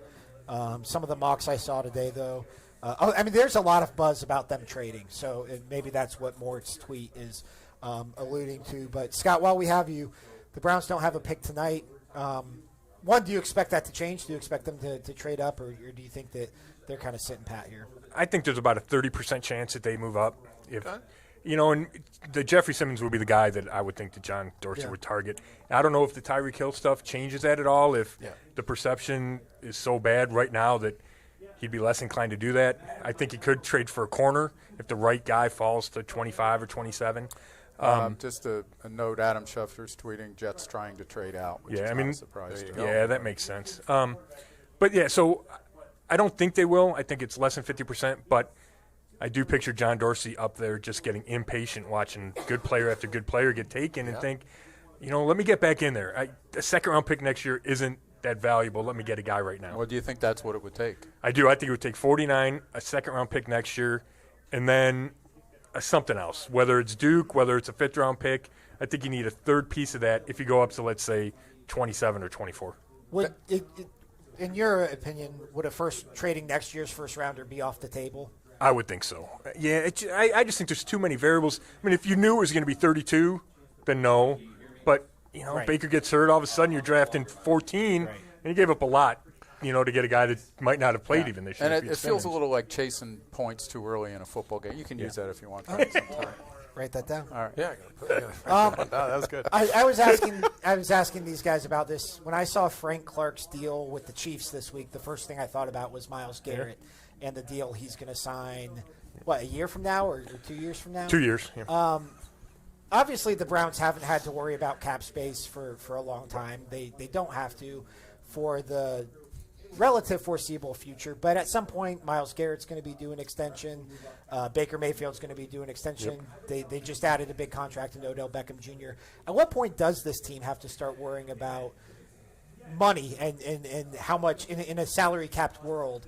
Where does that come in? Well, I don't know if they have to worry about money so much, but I do think it starts to affect their decisions right now. When you see a guy like Demarius Randall, he's up for an extension. Joe Schobert's in the last year of his deal. And I think those are the first two cases where John Dorsey has to decide, do I give these guys, quote-unquote, big money? And neither of them are huge money, but they're going to be significant, and it affects your cap. And I think those are the first two guys where he has to say, am I better just drafting a guy and plugging him in, or do I pay this guy for the next – whatever, it'll be 3 years because then that's as long as any contract is nowadays. And I think we'll find out how much he values guys. And from then on, it's every guy. Do I value him enough to spend big-time money long-term? I know we're talking mainly draft, but Duke Johnson, you brought him up. Do the Browns, is it just like, okay, you just got to trade this guy. He doesn't want to be here. It is what it is. Or do they have some responsibility to say, hey, you know what? We're not going to have Kareem Hunt until week 9, technically. This guy's still a valuable player. Is it on the organization, too, Scott, to sort of say, let's try and meet this guy in the middle, make him happy, or are we beyond that? I think we're beyond it. Okay. I understand that argument that, hey, he's a good player. He's insurance for Kareem Hunt, who, we're all assuming he's back for game 9, but this is a guy that's suspended now, so we don't know, right? Yeah. I mean, there could be another issue. And there's injuries. Injuries. You don't want to say anything about Nick Chubb, but you never know. Sure. But I think it's just gone so sideways with Duke, and I think it started last year when he didn't get the ball enough, in his opinion, and it got worse when they signed Kareem Hunt, and John Dorsey said he's not expendable yet. I think it just makes sense to get rid of Duke, and I think it should happen this weekend. I think the Browns will get an offer that they should accept and ship Duke out of here. And I like Duke. I really do, but that's what I would do. Why is it everybody seems to like Duke. Everybody seems to agree. I mean, he's a guy who can make plays. But for whatever reason, since they drafted him in 2015, he just hasn't found that role despite having multiple offensive coordinators and head coaches. Yeah. I think it's interesting. The one good year he had, real good year he had, was the win this year when Hugh was calling the plays. And, I'm not giving Hugh any credit, but at least it felt like Hugh made an effort to get him. Somebody has to. It felt like Hugh made an effort to get him the ball. And Hugh already did that. Yeah, right. True. He gave himself. And Todd Haley didn't, and I don't know if it's because Todd Haley doesn't like short guys. I don't know if he didn't like Duke's attitude when he got here, whatever it was. And then Freddie wasn't able to switch it in the second half of last season either. So, I think we've seen enough glimpses, and I think fans love Duke and maybe love him too much for what he's shown. But I do think he's a productive player. And if I were the Browns, I'd be scared to some degree if he wound up in the right hands. If he wound up with the Patriots, That's a team that uses undersized backs and has big-time success with them. And I think you could see a season or two from Duke like that. That'd be Tom Brady's new favorite toy. Yeah, he uses those pass-catching running backs. Multiple reports here. The Jets are not trading. They are taking Quinnen Williams, There you go. defensive lineman out of Alabama. Are you 3 for 3, Ben? No, that's Okay. a swing and a miss. Okay, that's all right. So that's another miss somewhere down the line. I as well. won that Quinnen Williams Yes. debate. That never actually took place. Quinnen Williams, Alabama. I mean, people have him right there with Bosa as one of the top 2 prospects in this draft. So, the Jets with Greg Williams, obviously, they run a different style of defense, and I think they've committed to sticking with the 3-4 out there. But just bringing in Greg Williams, they have that versatility now, and I think Quinnen Williams really, fits that. Yeah, he's tough, and they already have a defensive tackle there. That now all of a sudden you got 2 big guys in the middle, probably hard to run against. You can create some pressure from inside. I was with you. I thought they would take Josh Allen just because he can get to the quarterback from the outside, and that's real important. And I don't think Williams is a big-time pass rusher, but he's solid inside. And I think what it's going to show you is you're going to see a big run on defense. I mean, there's going to be a lot of offensive linemen and a lot of defensive players, and you might see 1 or 2 receivers in the first round. You might see 1 running back in the first round. There's not going to be a whole lot of glamour outside the 3 or 4 quarters that get taken. It's starting to hit me, all these defensive guys now. I mean, I'm thinking of Oliver out of Houston, who's a stud. You mentioned Allen, the 2 guys that have already gone, Williams and Bosa. I mean, this is a lot. I mean, and Dorsey and the guys are seeing that, and I'm just wondering if it's like you get trigger happy or whatever. Yeah. You see these guys going, it's like, let's make a deal or something. Yeah, and Clemson's got 3 D linemen that could go in the first round. I mean, there's Wilkins and those guys, Lawrence, those guys, Farrell, are and there's a lot of Rashawn guys. Gary out of Michigan was the number 1 recruit 3 years ago, and he's projected to go somewhere, in the late teens. All right, tell me what you guys think of this. Ron Jaworski, former Eagles quarterback, obviously, Jaws. is tweeting, wouldn't be surprised if New England gets on the phone with the Cardinals about Josh Rosen. Does that sound like a reasonable thing? It does, but I heard Todd McShay vehemently say that wasn't going to happen. He said that he knew somebody that he's made it sound like he knew somebody at the Patriots that they weren't interested. But to me, that makes sense. I mean, you got to find Tom Brady's successor at some point. And if you liked this guy last year, so I could definitely see him in the mix. Brady's 41 years old. I mean, at what point do you start? But he's only getting better. I know. Would Bill Belichick want a quarterback who had a hot tub in his dorm room? That's the big question. You think he would answer that question, Bud? If you asked him about it? Who's to say Tom Brady never has? Well, that's true. Michigan was a weird time. Ann Arbor was a weird time in the late 90s. The Raiders are on the clock now with the number 4 pick. Now this is where it gets fun for me. Well, they have 3 first-rounders, so that's something where Who's making the call here, Mike Mayock or John Gruden here? John Gruden. We're gonna. by law, if you make $10 million a year in the NFL, you're making the call. Okay. You are the top decision maker there. They're gonna get somebody from Boston College we've never heard of or something here. Yeah, This is gonna be a circus. They have 3 first-rounders. The Browns had 3 first-rounders. Well, they traded up for a third first-rounder in 2017 when they landed Myles Garrett, Jabril Peppers, and David Njoku. So, it's rare that a team has 3 first-rounders. You know what? That's why I would keep an eye when you get to 24 and 27 with the Raiders. I can't see that. I mean, they could make 3 picks, but those are also targets for if you're trying to trade up. Yeah. You already got your guy or 2. Yeah. Scott, we'll let you go here in a second, but real quick before we let you go, you have to give us your best Browns draft story. Oh, my gosh. Here's – I don't know. I don't know if it's funny or not, but I think it is. 2007, the Joe Thomas draft, my stepdaughter's making her first communion. So I go to the mass, and then I tell my wife, all right, I got to go cover the draft. They're picking third. We're having however many people at our house. I'll be done. It won't be long. And this is before Twitter, so I could kind of get in and out. Well, Phil Savage never comes down. They draft Joe Thomas, never. I'm like waiting, and then my wife's calling or texting. I don't even know if we texted back then. And all of a sudden, it's the Brady Quinn at 22. So, I mean, that's 19 picks in the first round when it could have been 15 minutes back then. It was. Hours. Oh, yeah. I stroll up. It feels like 15 minutes now. Yeah, it does. Did you get to communion at midnight? Oh, my God. There's nowhere to park in my cul-de-sac. I park far away, walk up and people are in my driveway cheering because I finally showed up at 7 o'clock at night or whatever time. She had to run the whole party by herself. I felt so bad. Gosh. Yeah, you were popular, weren't Yeah, it was great. Yeah. Any Northwestern Wildcats we should keep our eye on in this draft? Clayton Thorson, the quarterback, There you go. will get drafted, and he's got a ceiling. He's a big kid with a pretty good arm, can move a little bit. You might not have seen it last year because he was coming off an ACL. I would not be stunned if the Browns, Dorsey was kind of non-committal if he would take one, but if you get a 5th or 6th round quarterback that you think can become your backup for Baker for the next 5 or 10 years, All right, I got this one written already. Clayton Thorson is a legitimate guy in this draft. He's Browns a legitimate quarterback. He says there's going to be a competition between Baker and Clayton Thorson. This is interesting. And he'll be my guy in that locker room. Scott Petrock of the Chronicle Telegram, thank you so much for joining us. Thanks, Appreciate Scott. your insight. Thanks, fellas. The pride of Northwesterns. We had to ask him about that. I remember Clayton Thorson from when I covered the Big Ten, and He's a nice athlete. he was, yeah. and he's played a lot, and that's something I believe he started as a redshirt freshman and played the rest of his career out at Northwestern. That's something people or your teams really value is that quarterback experience, number of starts. That's like when you put together the analytical formula for what teams look at in a quarterback, like number of starts in the college career is right up there. Now that I'm thinking about it, would you think it would be crazy if the Browns would draft a quarterback at like 7? I think they should. 7th round? Yeah. I think they should. I think you should take a quarterback every year.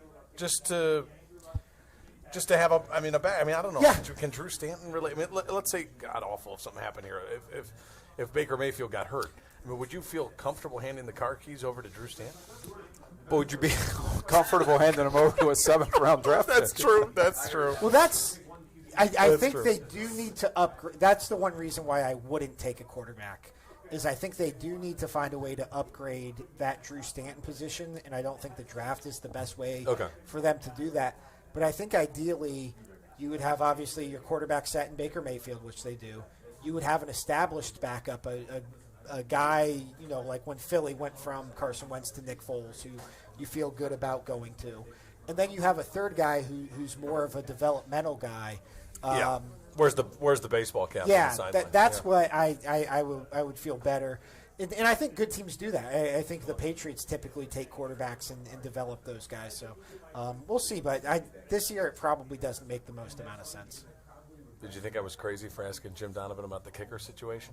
No, because you're going to probably ask Doug the same thing. When I he may sits ask him down, that. so I may have to ask him. That's about when that. I'll think you're crazy. I just that whole thing throughout the year was odd to me, the kicking situation, and I don't know if it was ever even figured out by the end of the year. But we don't want that to be the first question. That won't be the first question. No. Doug Deacon, thank you for joining us. My pleasure. Different vibe around here this year. Oh, much different vibe. I mean, I think, the fact that you're going in with a quarterback is a big difference in years past. And I think the fact that you don't have a first-round draft pick because, you've added another impact player to a pretty talented offensive that they have here. Doug, we asked Jim the question about how to prioritize needs. Where would you rank offensive line? He didn't think it ranked very highly. Do you agree? No, I don't. I don't think so. I think, they picked up 3 guys in free agency that'll give them depth there. They also have Desmond Harrison, who started last year, who needs, to go from West Georgia to the NFL is a pretty big step. You liked what you saw from him. I liked his footwork. I think, obviously the strength part of it is something that he learned, and he's in there working in the weight room. I was talking to somebody earlier today about it, and they said, yeah, he's, busting his tail. And I think, you traded Kevin Zeitler because, you wanted to give Corbett a chance to play. And I think, he showed that he could play. And if you have 3 good guards, you're wasting one, and they ended up getting the defensive end out of that situation. The Oakland Raiders just selected Cleveland Farrell out of Clemson with the number 4 pick. I saw mock drafts yesterday where he wasn't going in the first round. The most recent mock drafts I've seen have had him in the late 20s, maybe early 20s, and he is now the number 1 pick, number 4 pick. You have a first-time GM. Leave it to Gruden. I saw him. I saw him listed in a group of players that the Browns might be interested in trading up to late first round for. I mean, he's a good pass rusher. He's not For a team with 2 more first-round picks, like, this is a stunner. This is shocking. Yeah. Which you have 4 teams that have multiple picks in the Yeah. first round, which is kind of unusual, I think. Yeah. They have 3 is really unusual. Doug, do you like this as opposed to previous years where we were, studying every single quarterback and this was like a national holiday for us? Is this different in a good way for you? Yeah, it's a lot different on Sunday. When I come home, I'm drinking RC Cola instead of the other. No, I tell you what, there was 2 tough years there. I mean, it was, I guess, the closest you can come to waterboarding for a sportscaster. But it had to go up from there, right? Well, you have to go up, and I think the fact that John Dorsey came in, and you have a guy that's been in the war room for many years and has had a lot of success in different areas, and he having played football himself, and he played for a good friend of mine up in Green Bay, who was his linebacker coach, Dale Lindsey, and Dale said, this guy was tough, and he worked his tail off, and he's the same way up in that draft room. He invited me in there probably a month ago, and with all the scouts, and just to go over one guy that probably won't even be drafted, how thorough they are is pretty amazing. Doug, the year that Dorsey got here, he had about 5 or 6 games to kind of watch what was going on. I would see you afterwards in the locker room occasionally, and John would be sitting. He would put a chair in the locker room and just sit there. What was he looking for, do you think? He was just studying the ball players, and I think their body language, those that, and I think that was when we had Kenny Britt, people that were stealing. And I just think that, he observed the guys that, took the wins or losses seriously, because there wasn't any wins for the most part. Yeah. And I just think that's, you get an evaluation of the person as well as the player. I mean, because if you come in after a game and you're smiling and happy, something's wrong. You don't want that guy on your football team. Obviously, there was a talent deficiency in 16 and 17, but do you think that is something that was missing too? Well, yeah, there was a drafting deficiency, in all those years. I mean, you look at the Manziel and Gilbert draft, a total waste, two valuable picks. Then they just kept compounding it, and I think when he came in here, like he said, we're going to get some football players, and there's a difference in guys that want to play. We used to have a guy was a coach here, and he had a great statement. He says, "Do you want to be a professional football player, or do you want to be a professional that plays football?" And there's a big difference, and I think that's what John is trying to establish. That's a great line. From what we've learned about John Dorsey, do you think he's sitting up there trying to decide whether he wants to get back into this first round or not? I don't. I would think if the situation. I mean, they're going through all sorts of different things. Obviously, early in the draft, you're going to have to give up way too much. Yeah. Maybe later on if there's somebody, but I don't really foresee him doing that.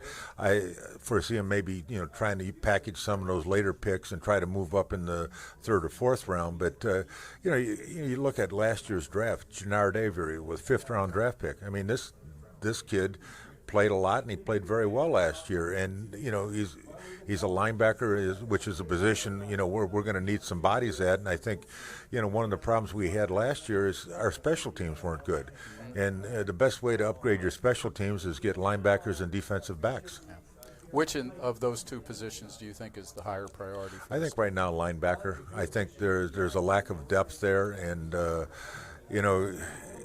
some people have made something out of the missed tackles by some of the linebackers last year, but also a big part of that is, do the defensive linemen keep people off of them? And, do you have a clean shot at them, or is it just a matter of trying to get one arm and try to bring the guy down? So, I think, but linebacker, the depth there, once they got rid of Jamie Collins, I think is a situation where they need to address it. I want to ask you about a position well, offensive tackle.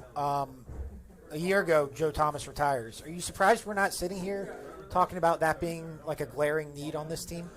No, I mean, obviously when they brought in Desmond Harrison out of, I remember Jimmy Donovan and I were out at the mini camp, and somebody said, they're really high on this kid. And the next thing you know, he's starting at the beginning of the season. Well, that was ahead of his time. Obviously you don't go from West Georgia and, take a shot at being a starting tackle in the NFL.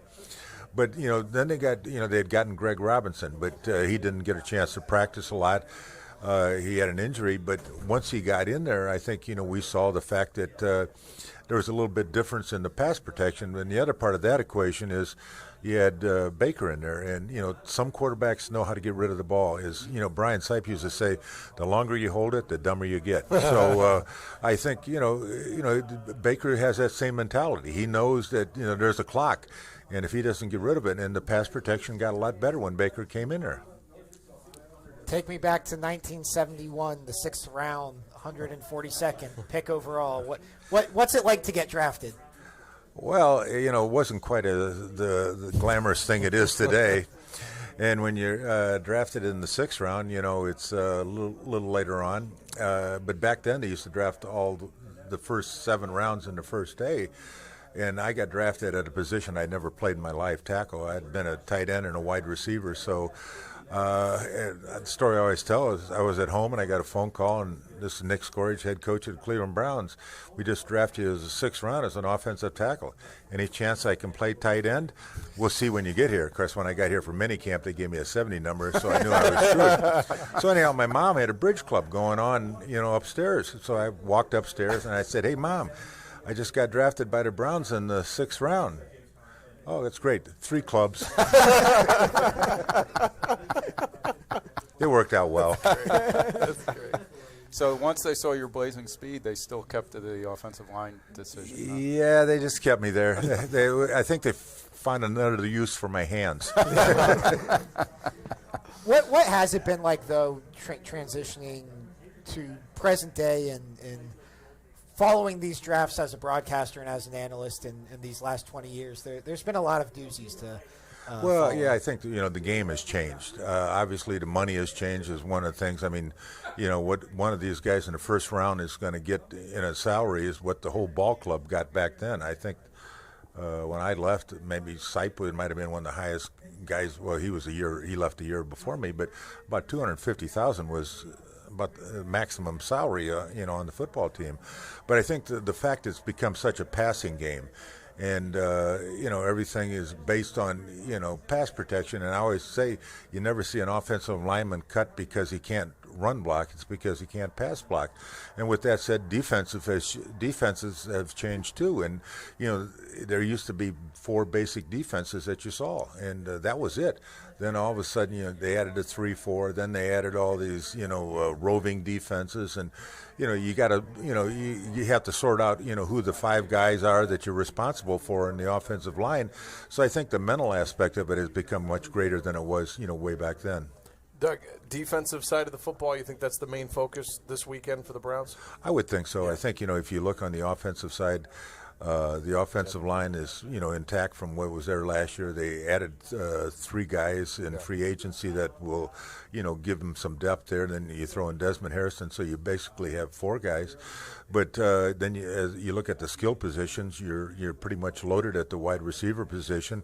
You have a tight end in the Joke who has tremendous talent. It's just a matter of getting more consistency with his hands. So, I mean, he could be a difference maker. Obviously, Chubb had a great year. Came 4 yards short of 1,000 as a rookie and didn't, play much in the first 3 or 4 games. And then you have Kareem Hunt waiting for week 9. So I think, offensively, you're pretty well stacked. Now, defensively, we mentioned the linebacker, and, we found out last year, you just can't get enough corners. I mean, everybody's throwing 4 wide receivers at you, and if, you don't have healthy corners, you've got a long afternoon. We've got another pick in. The Tampa Bay Buccaneers taking Devin White, linebacker, out of LSU. So we talked about linebacker being a need, or a position of need for the Browns. The first one is off the board. Doug, we'll get you out of here real quick. Okay. But one last question. You see that schedule come out a couple of weeks ago. What were your first thoughts? Well, I mean, you sit there and you see you got 4 primetime games, and that's obviously an adjustment to your body clock. And for a lot of these young guys, there's some travel. You're going out to San Francisco, and you're going out to Denver. I think, in the college game, you're consistently on a Saturday afternoon. And there's a lot of things that, just getting your body prepared. But the good thing is it's a young team. If you're an older team, a lot of times you get into Sunday, you're still sore. where with a younger team, I don't think you're quite as sore.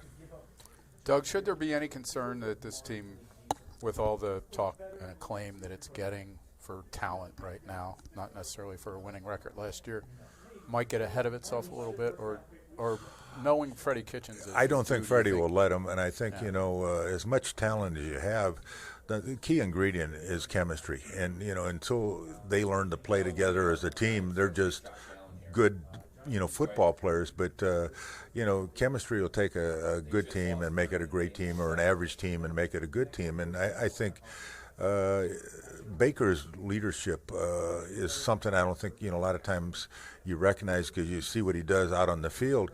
But, he's got a strong voice in that locker room, and he's respected for it. And, that's, what you want. You want a guy at the quarterback position that's a leader on and off the field, and I think that he is. Just to clarify, when you were talking about body clocks, were you talking about your body clock or the players? Because I'm sure you've become my body clock. You've become used to those 1 p.m. no. kicks. Yeah, all of a sudden you get home and you start getting up at 5 o'clock in the morning. Yeah, it's not exactly I can't even make a tea time with Bud. Doug Deacon, thank you so much for joining us. Okay. Great insight.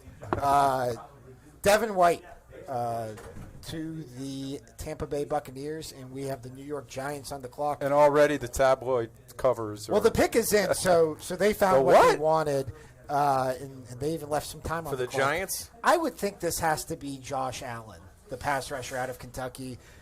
He was a guy who was in that Nick Bosa, Quinnen Williams class of those top-tier prospects. And because of the Oakland Raiders shocking the world with Cleveland Farrell, he magically becomes available at 6. I would be pretty surprised, although now we're seeing a shot of Dwayne Haskins at his draft party out in Baltimore. Dwayne Haskins has also been linked to the Giants. So at what point are they going to get a quarterback? Eli Manning's like 55 years old. Did they pick Cleveland Farrell at number 4 because Anthony Bennett doesn't play football? Apparently. I think Cleveland Farrell's a nice player. Top 4 in the draft. And you already have 2 other first round picks. Like, it just doesn't add up.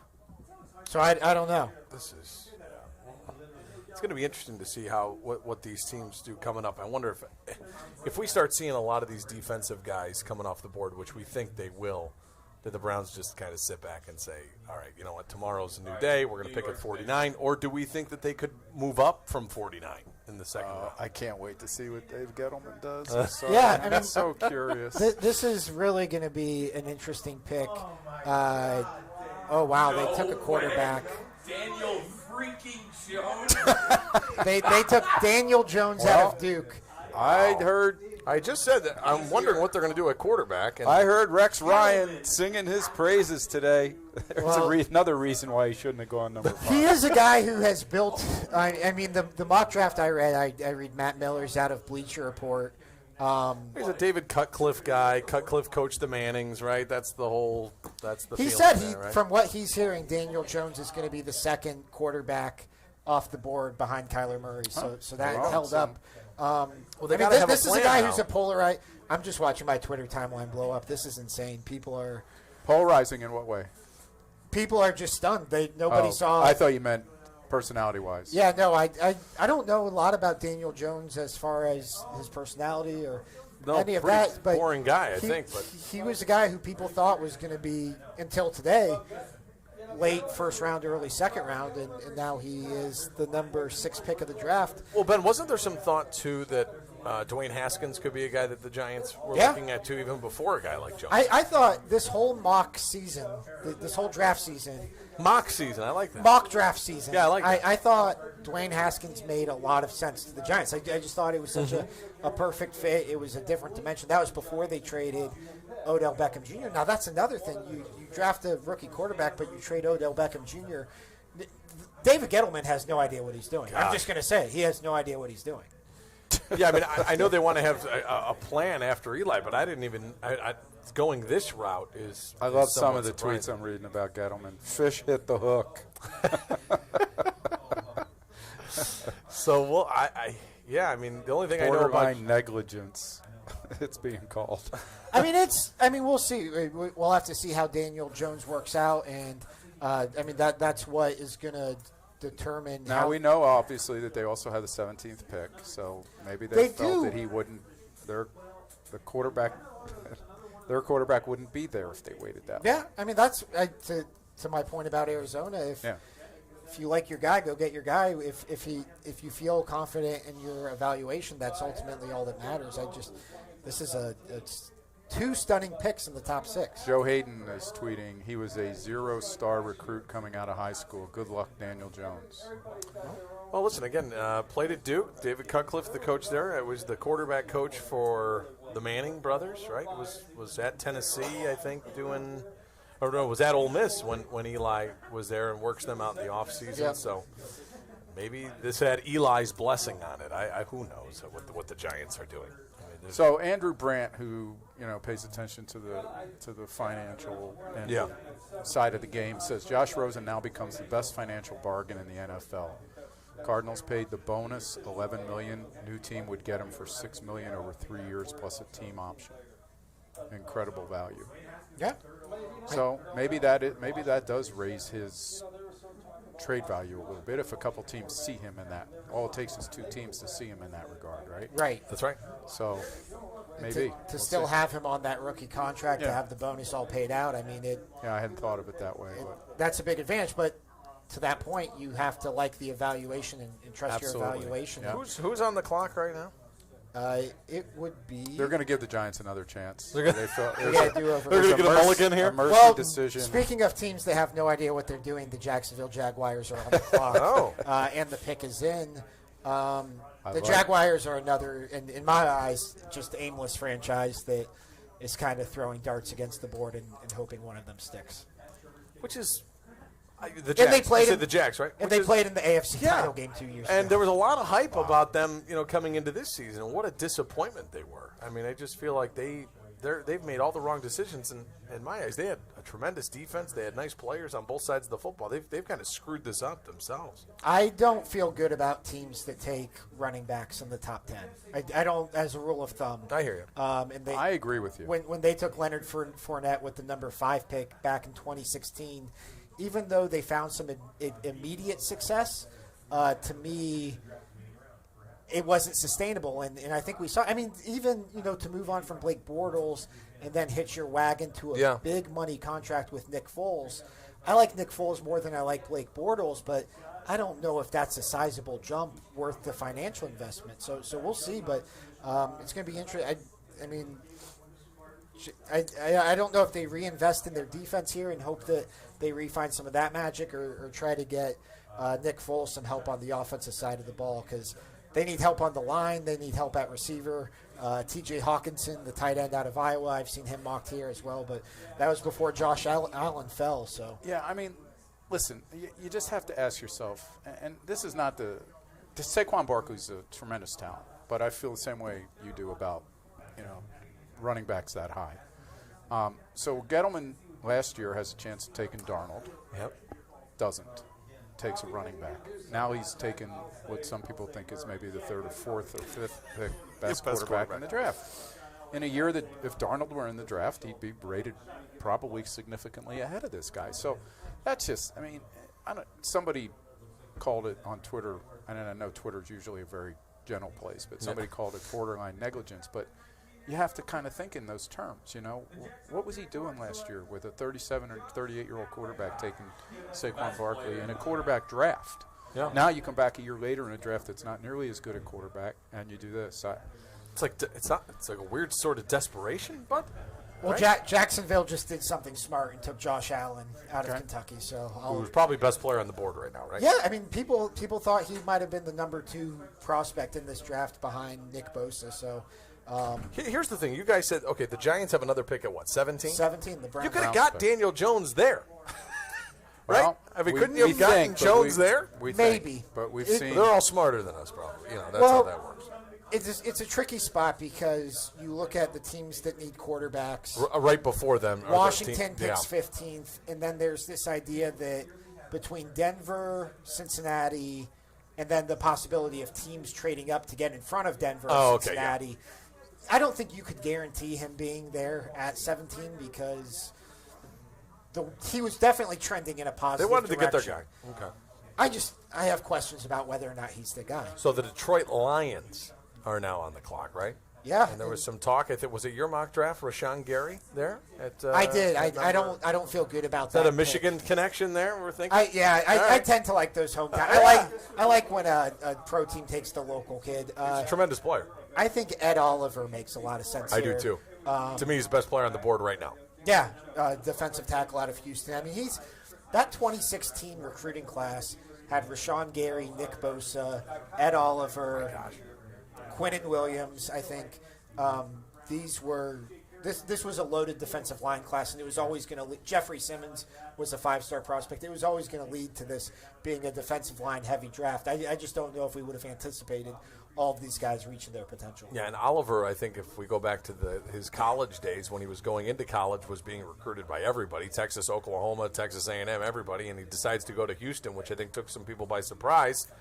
But he still is going to be probably a top 10 pick here. He was the first 5-star recruit, I believe, to wind up at a non-Power 5 school. There you go. And that was a credit to Tom Herman and the recruiting job he did at Houston. That was like, to me, when Tom Herman announced himself as like, I'm not here to play. Like I'm not messing around That's here. true. Like I'm bringing 5 stars to Houston. We'll see how that works out at Texas. Texas, yeah. But. So after who will pick after the Lions? So we've got Detroit, Buffalo, and Denver here as the next 3 picks. So 2 of those 3 teams the Browns play this upcoming season, right? Well, Buffalo. and if you count the Barge, they play Detroit as well. So, I knew we'd work a mention in there. Yeah, the so fourth they'll play, preseason game. They'll play Detroit in the preseason as well. But yeah, this is Still a trophy for that, right? There's still a trophy for that. Yeah, game? they rekindled the rivalry, and the Barge will be awarded for a second straight year here. Okay, I know you guys think I'm obsessing over fashion here, but I mean, look at me. Why wouldn't I, right? Yeah. Fantastic sweater. According to Darren Ravel, Kyler Murray said his pink suit tonight is inspired by the suit Leonardo DiCaprio wore in The Great Gatsby. Okay, there you go. Huh? We all have to find all our right. we all have to find our fashion You inspiration. guys thought he from just somewhere. got dressed in the dark. Not so. He actually. I meant to think do it's that. a fantastic suit. It's a great look. why If would you he know go- you're going number 1, that's the suit you wear. I guess. I'm all about the loud suits. I've got like 6 weddings to go to this If I year. knew I was going number 1 and Ben Wedding season? Ben will like Yeah. this, I would demand to be carried in on the Iron Throne. I think you have to take it. I don't Oh, think, that's true. I don't think it's just You're given not just to given to you. There's another quote in there. But yeah, I think Ed Oliver makes a lot of sense here. Detroit needs help on that defensive line, and to your point, Nick, he's the most talented player left on the board. Yeah, absolutely. It'll be So interesting. where does Haskins go in your mind?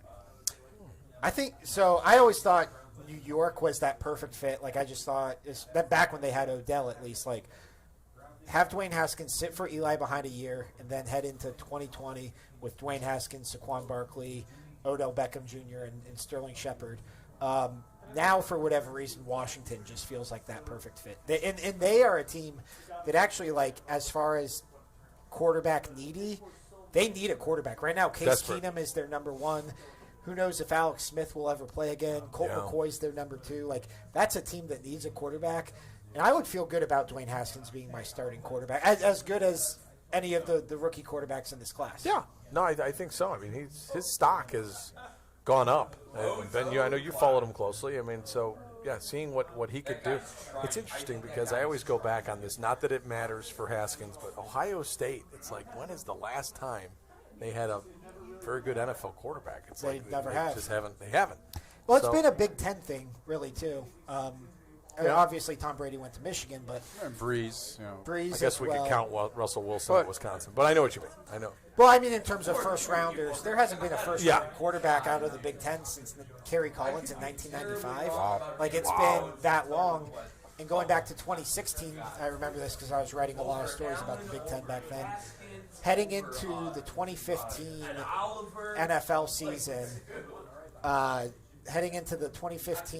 NFL season, Cardale Jones, Connor Cook, and Christian Hackenberg were each projected to be first-round picks, and none of them wound up being a first-round pick. And we'll see if Dwayne Haskins breaks that streak. Speaking of Dwayne Haskins, speaking of the Buckeyes, another Ohio State Here we go. alum, The great Tom. Am I supposed to sing the alma mater now or something? Or, no? I think you and I are the only Buckeyes here. I like to hear that. We're looking to fill. So where's Zion Williamson gone? Take By your the way, time. I thought he should have been off the board by now. Yeah. Take your time. Yeah. Tom, are the Browns going to trade up back in tonight? Okay, so I seem to be in the minority. I keep thinking that they are going to do it based on John Dorsey's track record. I mean, obviously, making 17 trades in 16 months or whatever it's been would lead you to believe that he's not up there sitting around watching 50 guys go off the board. So, yeah, I still think that if there's that one guy that they really covet and he falls somewhere into between 20 and 30, then they might make a move. Tom, I don't like to Go ahead. interrupt you ever because what you have to say is usually wisdom. But the Lions have chosen T.J. Hawkinson, tight end. Iowa. Tight end out of Iowa. So a Big Ten guy off the board. There you go. Another one. Thank you.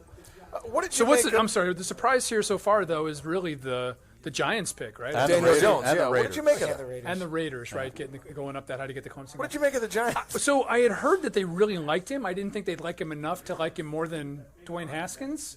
I was just talking to Scott Petrek. I know you guys had on a little while ago. This kid really stood out to him when they played Northwestern. Now, listen, that's not exactly an Ohio State Does Petrek type know game. you're Scott's saying alma that? He mater. does, yeah. By the way, so he said he's really liked this kid. I know the Giants obviously liked him. Gettleman's not making any more friends in New York, is he? No, I mean we were just talking so in a quarterback draft last year when you could have had Darnold if you were Gettleman, you decided to take a running back, Right. and now you come back and you take a quarterback that wouldn't be ranked ahead of Right. 3 or 4 of the guys. After you just traded your franchise receiver. And apparently he thinks Eli Manning's getting younger by the year. So, it's a little shocking, to say the least. So, I mean, you've covered a lot of Browns drafts, so you know what it's like to see a You want to see the franchise without scars, a plan. Ben? What are you asking me Yeah. for here? Yeah. But what's that like when you're? I mean, we're sitting here trying to figure out Yeah. what the Giants are doing, So- and they have no idea what they're doing. No. In terms of the Browns draft, Yeah, so I like, mean, you've followed Yeah. a lot of these drafts where they don't have a plan clearly. yeah, yeah. We scratched our heads more times than once, didn't we? Here, but sure. but yeah, I mean, clearly the Browns, can sit back and kind of let this whole thing play out, right? I mean, they're not going to be the ones that are second guessed for a change, right? They made the move in the offseason that kind of stunned all of us, and I think we're all still trying to come to. They did take Odell Beckham, right? Or they did get him. He's He's here. supposed to be here, or he's. Well, that's another That's thing. a- I was going to ask that's you a about whole that other too. That's a that little bit. table. Yeah, exactly. But yeah, I mean, obviously a plan is in place. Dorsey told us last week that they would go through as many mock drafts as they needed to kind of figure this out. So, again, I think there's probably enough guys that are going to intrigue them between 30 and 49 that they're going to make a move. Was that is on a serious note? Is that a big deal to you if a guy's not at a voluntary workout that is only held because of a first-year head coach says he's training? Is it bothersome? When you add, it is, Nick. When you to me, when you add in the dynamic and the part of it that this guy's trying to change the narrative about who he is, right? I think you guys remembered, we had him up there a couple weeks ago where we asked him, hey, the knock on you nationally is that it's all about you. So he's got a chance. He has the power to change that. He chose not to in his first opportunity in Cleveland, right? I mean, the organization waited several weeks for him to get here to have the news conference to begin with. He has a voluntary mini camp with brand new teammates, a brand new coaching staff, a first-time NFL head coach, and he chooses to be out in California. What does that say about him? Now, listen, I'm not going to, the guy has been immensely productive his entire career. There's never been an issue about him being in shape or anything like that, but I just think from an optics standpoint, it's not a good look. Okay. Well, I think you might have even been the one to ask the question. You asked him about the narrative, and Baker butted in. Baker interrupted him to answer the question. And said, well, he's here today. Doesn't that say it all? And so, I think it's going to be interesting. I mean, unfortunately, too, for the Browns, it's going to continue to be a line of questioning until we hear from them. I don't understand, first of all, why there's been this kind of air of secrecy about this voluntary minicamp. Right. Oh, that's true. We don't even know who showed up and who didn't. Yeah. So, kind of what are you hiding? And I understand, too, that with Kareem Hunt being out there the first time, they didn't want to expose him to the media. Still not yet. So, again, I think it probably would have been a better look for him to be here. That's fair. What have you made of the Browns offseason and all the excitement around it?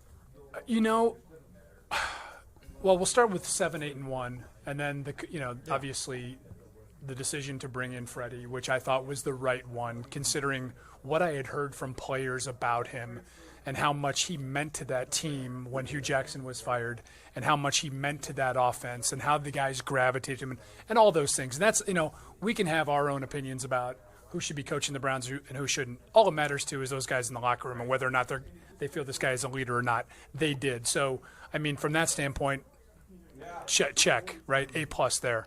And then in terms of obviously what they did with the trade and with the free agent moves, I mean, they've positioned themselves to be the team that they probably should have been 10 years ago. Right. I mean, this has finally come to fruition that they're a legitimate squad. When you look at the rest of this division, yeah, let's take the Bengals out of the conversation because there's really not a whole lot to say. I think they're obviously going to be, pretty down for the next couple of years. Who were you watching closely between the Steelers and Ravens in this draft as to what they might do? I would have to say more the Steelers, only because of what they've lost in the offseason. And then I don't know about you guys, I was legitimately stunned by the Roethlisberger contract extension. I mean, once again, one of these quarterbacks who's getting younger, it seems, as the time goes on. I mean, he's still arguably in the prime of his career, but when you consider what they've gone through, right, in losing Brown and Bell, and now you're going to kind of reward this guy who some players have pointed to as being kind of, I don't know, a de facto general out there, and really, being more than a quarterback. So to me, that's the more interesting of those two stories for sure. Ed Oliver off the board to Houston Okay. at number 9. Or to Buffalo at number 9. Who we thought was the Ed best Oliver player. from Houston to Buffalo. Yes. Tom, mostly for the Browns this draft defense, we're thinking though, right? I mean, John has come out and said the defensive line. Yeah, I think the two position groups that are most intriguing are the defensive line and cornerbacks. I can see the Browns with whether it's 49 or if they move up, those would be the two areas that I think they would target. And 49, do we think that they could move up from that? Oh, yeah. I mean, I just don't know if I see John Dorsey, okay, maybe tonight, but 48 picks going by and him saying. Yeah, I can't see that happening. So whether it happens late tonight, I think, in between 25 and 32 or first thing tomorrow, I could see them, sitting back tonight and saying, okay, so-and-so's not there. Board, right? Yeah, and if we make a move, they got all the scenarios playing out, I know you follow Ohio State closely. Which of these Buckeyes are you interested in seeing? Obviously, Dwayne Haskins, you always want to see where the quarterback goes, but there's a lot of intriguing names, Paris Campbell, Terry McLaurin. It's an interesting class for the Buckeyes. I think all those wideouts. Yeah. I'm really, especially the way that Ben, they came on towards the end of the year, and especially the way Haskins came on and the way that offense was kind of transformed down the stretch. I think any of those three receivers. Campbell is an interesting guy, right, because he couldn't catch a cold for a lot of last year, and then suddenly they figured out how to use him with those little jump passes and little pop passes or whatever have you. The guy has got unbelievable speed. We're not going to put him on the mound, though. I don't know if you saw the ceremonial first pitch the other night. That was a little rough. But he really intrigues me. And I tell you what, since we didn't see Nick Bosa for the better part of a year, it's going to be interesting to see how he's going to be. And, his brother has already dealt with a couple of injuries as a pro.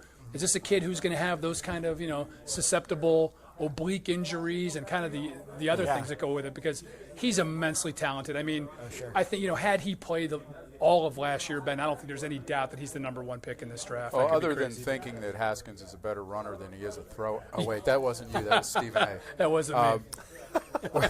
Where do you see him going? Haskins, to be honest, I thought he would have gone by now. I really thought the Giants, while I knew that they liked Jones, I really thought that was the perfect spot for him. I know the Redskins have been talking a lot about him, right? And they're where, 15 or so? 15. Yeah, so, but I would be shocked if he dropped beyond 15. And I really don't understand what as you know, these players just get picked apart. Like, I don't know what it is. It was today. It was a former quarterback who was on with Rex. I don't know if he was on with Rex Ryan, but they were going through all these plays where Haskins clearly didn't read the defense. Oh, is that right? And was zeroing in on his target regardless of what the defense did or where. But I think that's an annual conversation about young quarterbacks. I mean, I don't know that you can hold that against a guy and say, oh, he'll never be able to figure it out. Right. Those things are so funny, too. I remember watching Johnny Manziel's the Yeah. QB thing Right, he did the with Gruden. John Said it was like the Yeah. best one they've ever seen. Yeah, I thought he was like, how's this guy going to fail? Well, and they had, Big Ten Network actually did something the last couple of nights with Jerry DiNardo sat down with Yeah. Haskins, and DiNardo was like blown away. I've never heard a quarterback say such, Yeah. And listen, you watched the Buckeyes enough last year. He struggled for a good part of the season. Like, he didn't clearly have, the pocket presence that you wanted to see. I thought he developed feel and those kinds of things, and that offense really started to evolve around him towards the end of the year. There's no questioning about the arm strength. No. I think it's all the other little intangibles, and as Bud said, they're just going to pick these guys apart until they finally pick them. Yeah. We're waiting on that Buckeyes quarterback to finally, you could probably go through the history. I was Yeah. trying to think of the guys who were. There's never been a quarterback. No, at Ohio State it's really hard to come up with the best Ohio State quarterback of all time. Yeah. In the NFL. going to the NFL. Yeah, no, it's not been a quarterback school. Well, who Never was the has been, highest which is pick? interesting too. Schleister. Art Schleister. Yeah, Schleister would have to be up there, right? Yeah. Bobby Hoying started a few games. A few. Terrell Pryor. Yeah. Kent Graham had a cup of coffee or two. It's interesting though that Oklahoma, which has been known as a basically running back U, if you will, for the better part of 40 years now, has back-to-back number 1 overall picks. Pretty amazing. Yeah, both Heisman winners, both guys who transferred there. Yeah. Both, the parallels are Very neat, incredible. We asked Scott this. There's no way Kyler Murray goes number 1 if not for the success of Baker Mayfield, right? Totally agree. I think that's exactly what happened. I think they, whatever questions there were about is Baker Mayfield a system quarterback or whatever, and then not only that, Murray's intangibles are off the charts, right? He tests and everything other than size, and I think Baker, to your point, helped. To Steelers, here we go. The Steelers are doing some things now. All right. Well, that's They must the have been Broncos. listening. Yeah. I think this is the Broncos pick, and then following them will be the Bengals. So we're going to see the first 2 picks in the AFC North. There we go. Yeah, so I think the whole height kind of thing kind of went away, with Baker to a degree. I think he's probably got an inch or 2 more Yeah. than Murray, but Comparable to, they say size-wise, Russell Wilson. But Oh, is that right with Murray? Yeah. Well, I'll tell you, this Steelers pick, the speculation is that it's going to be Devin Bush out of Michigan, which would make a lot of sense in terms of what they need and why they would want to jump ahead of Denver because they've been heavily linked to them. And you're familiar with him. Yeah. What a Steeler kind of player. Completely. Gosh, I was just Isn't he thinking right? that. Yeah. Isn't he like a Palomalu type, Right. Aggressive defensive back? Kind of can play him in, several different places, right? Put him in the slot, drop him back. He can rush, tough kid. Yeah. Really good player. Yep. And that's it is Devin Bush to the Pittsburgh. Interesting. So I wonder what That's they, you're right. That's a. do we a know what Pittsburgh- they had to give up to go to 10? That's a pretty big jump. I would imagine that's next year's first. So they went from where to 10? That could be a next year first-round pick. pick 20, pick 52, and a 2020 third rounder. So they keep next year's first rounder. wow. Looks like this year's first and second rounder and then lose a to third climb next 10 year. spots. Wow. That's wild. And that's to your point. I mean, he is a Pittsburgh Steelers cornerstone defensive player. No question. I mean, what they had really in Ryan Shazier, and unfortunately, who knows what will happen there. But I mean, this looks like it will be his. Yeah, we replacement. talked when Jim Donovan was here. We talked about do teams like the Steelers now look at the Browns and see what they've added in the offseason and say We've got to definitely match gotta get that. better Yeah, I here. think that's a good call. They Bud. probably make this pick regardless because of just. But their that's got to be needs. in their But- thinking, right? Like, but how are it we going to certainly cover doesn't hurt. Beckham? Who's going to take Landry in the slot? Who's going to tackle Chubb? All those things, which, I mean, a year ago we weren't even, couldn't even consider having this conversation. By the way, right? guys, on a sad note, John Havlicek has passed away. Yeah. You guys did that John already. Havlicek has passed away. Sorry about that. Oh my! Bummer. So try to rebound from that. Yeah. Well, Now thanks, that- Bud. now that I threw Thanks that for at the throwing that mix. fish out on the table.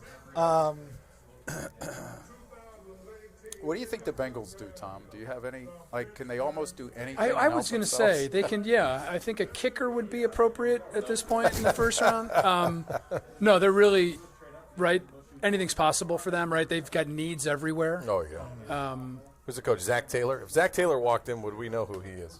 He's sitting right over there he's next to over there. Grossi. I didn't know if you saw him earlier. But, yeah, they're a mess. I mean, who's Cleveland to call Look at somebody us. else I a was mess. just But gonna But say, it's crazy Yeah. how much has changed man, how in a much year. has changed in a year? But they do have a lot of holes now that I think, and I wonder how much longer they want to go with the quarterback with Dalton. That's a great question too. I mean, there's some speculation that the Bengals would have taken Devin Bush. Yeah. interesting. As you mentioned, that we joked about it, how much can change in a year. I mean, last year couldn't have worked out any better. Even if you had the most optimistic view, who would have thought that this is where the Browns would be sitting 1 year after taking Baker Mayfield and Denzel Warden? 1 year after hanging on to Hugh Jackson. Yeah. I mean, we couldn't, right? We couldn't believe that happened, and sure enough, the way things unfolded, had he not come back, who knows where we'd be right now with a coach? I would say, go as far as to say that some of the craziest things I've ever heard have happened outside of the Steelers locker room on the final day of the season, and that's tops on the list. That's when Absolutely. Jimmy Haslam would usually come out and talk to us about the season and his plan. And when he said he was keeping him, and he definitely thought he had a guy who could take his team to the playoffs, that's when I was like, oh boy. Here we go. Oh boy. Okay. Yeah. And here we are. And here we are. Tom, we'll let you get out of here in I just 1 appreciate it. second, but your best Browns draft story. Got to hear it. Oh, wow. Now, 99, I'll remember for many reasons, one of which is that those were the longest days of your life. They did the entire draft in that day. And that was at a time when we would not only do, especially as the AP, so I had the number 1 overall pick, right? And then we would do a capsule on every single player taken. And I think they took like 73 players. It just seemed like it. And this came, I actually, probably my best draft story was the expansion draft attended by half of Canton, Ohio. Oh my God, yeah. To watch Jim Pine walk out onto the stage. And everybody was cheering as if they had just won the Super Bowl, right? I mean, that was incredible. So, all that. the first year, and I'm trying to remember the guy's name. Forgive me, linebacker Raheem Abdullah. Oh yeah. The Browns took, right? Does that sound right? Yeah, 1999. yeah. So, now they have these complete dossiers on these guys where you find out everything that they've done since they were in 8th grade, right? So as it turned out that year, that poor kid had gotten into some trouble with friends, and the Browns, unfortunately, put him up on the dais to answer questions. And it went from, hey, were you surprised the Browns took you, to, did you know your friend was going to fire the gun through the sunroof? God. And I can just remember the tone in the media room just went from, oh boy, did that just really happen? So I don't know. All these drafts kind of blend into one, I'll be honest with you. He was the second of 2 second-round picks after Kevin Johnson and before Dalen McCutcheon, Marquise Smith, Wally Rainier. The glory days. We're writing a lot of those capsules. Marcus Spree. You did a capsule that year on James Dearth and Madre Hill. Congratulations. Probably got him in my laptop right now. I'll break him out if you want me to. Tom Withers of the Thanks, AP. Tom. Thanks, Thank you guys. so much. Good to see you. Tom. Thanks for having me. That's hilarious. Oh, man. I love those Madre old draft Hill. stories. We've had some good ones. Madre Hill. He was a running back, right? All right, Bengals, the pick is in, so we will find out shortly on Twitter here. I cannot believe the Steelers traded up and got Devin Bush without having to give up next year's first rounder. So maybe the AFC North has not been surrendered just yet. It'll be very interesting for once, and that's about that's a thing in and of itself that this team is going to be able. Will go into games against the Ravens and the Steelers being expected to win them. That is the one thing I'm thinking about is you mentioned the Ravens, that Week 17 game, Bud, and Jimmy hit on this way back when we were talking with him. That was the game where I said to myself, you know what, I think that this team could really use a linebacker. I mean, it's just a linebacker or two. I just feel like I think the Ravens rushed for 298 yards that game, and it was like you could just see it. And there's not many knocks on the Browns right now, and that's great news, but I do think they could use some help at the linebacker spot. Great. We got another pick coming here, right? The Bengals have taken Jonah Williams, offensive lineman out of Alabama. He's a versatile guy. He can play he played tackle in college, was a 5-star recruit, I believe. Yeah. But Saban got a 5-star? yeah, imagine that. Wow. It's nice to see something finally good happen for that program. He's a guy that Tuscaloosa. got handled a little bit in that national championship game. Yeah. But for the most part, his body of work was really good. And I think his future's probably at guard. And I mean, he's not a sexy pick for the Bengals, but When you have some, that's you They got to have- start on both Yeah. lines. And they always seem to try to go for the sexy pick, don't they? I mean, the Bengals, they always seem to. You'd have more questions about them if they decided, we're going to Yeah. go for the top wide receiver Bingo. in this draft, with all the other needs they have. Yeah, they've got a lot. But yeah, I mean, it's interesting just our perspective of the AFC North now that things have gone the way they have.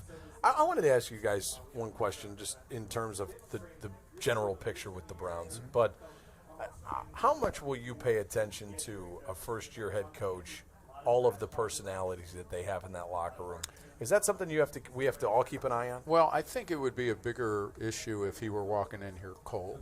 And he had never been in that position before, and nobody in the locker room really knew him. And then you brought in this kind of big-time personality like Beckham, Yeah. He's going to be looking at this guy like, who's he, But I think Beckham walks in here in particular knowing that not only is one of his best friends on the team, but this guy, of the two people in the room, he's probably going to vouch for. Freddie Kitchens and Baker Mayfield are going to be two of them. True. So I think that exposure that this team had to Kitchens last year, there's a story that at halftime of that Houston game, when Baker, he had 3 interceptions in the first half? against Houston. Against Houston? Yes. Was it 3? That Kitchens went right up to him. And, he was offensive coordinator at the time, I believe. So, right, I think he went right up to him and just said, son, this is a national game. People are watching you, and you're embarrassing yourself, basically. And Mayfield took that as a challenge in the way it was intended and came out and had a good second half. And it's not to say that Kitchens made magic, but he certainly has that knack, I think, of being an honest, genuine personality, and that when he's not afraid to go up to somebody and say, "What are you doing? Come on." Yeah. And I don't know. I don't know him well enough, but I would bet he would do that with Beckham if he thought Beckham was getting out of line with something. So I think given that they had that little glimpse of his personality and his offensive acumen, I think those are two big things that the players will have some respect for him right off the bat as a head coach. I think. I think it takes a certain. The relationship with Baker Mayfield was just so important. That helps because for a personality like Baker, and not only Baker's obviously flashy and has the flair and has the attitude and all that, but we've seen it with Aaron Rodgers and how many years were wasted in Green Bay just now because Aaron Rodgers wasn't getting along with his head coach. Yeah. And I think that is something that, everything this team, to me at least, had to do this offseason was prioritize Baker Mayfield. And you see that with the Odell Beckham Jr. trade. I think you saw that in the coaching search. That was it's such a necessity to success in the NFL is that pairing of your head coach and your quarterback. I mean, look at what Breeze and Sean Payton have done for the last 15 years now. Look at what Sean McVay and Jared Goff have cooking in Los Angeles. Obviously, Brady and Belichick is like the ultimate example. Yeah.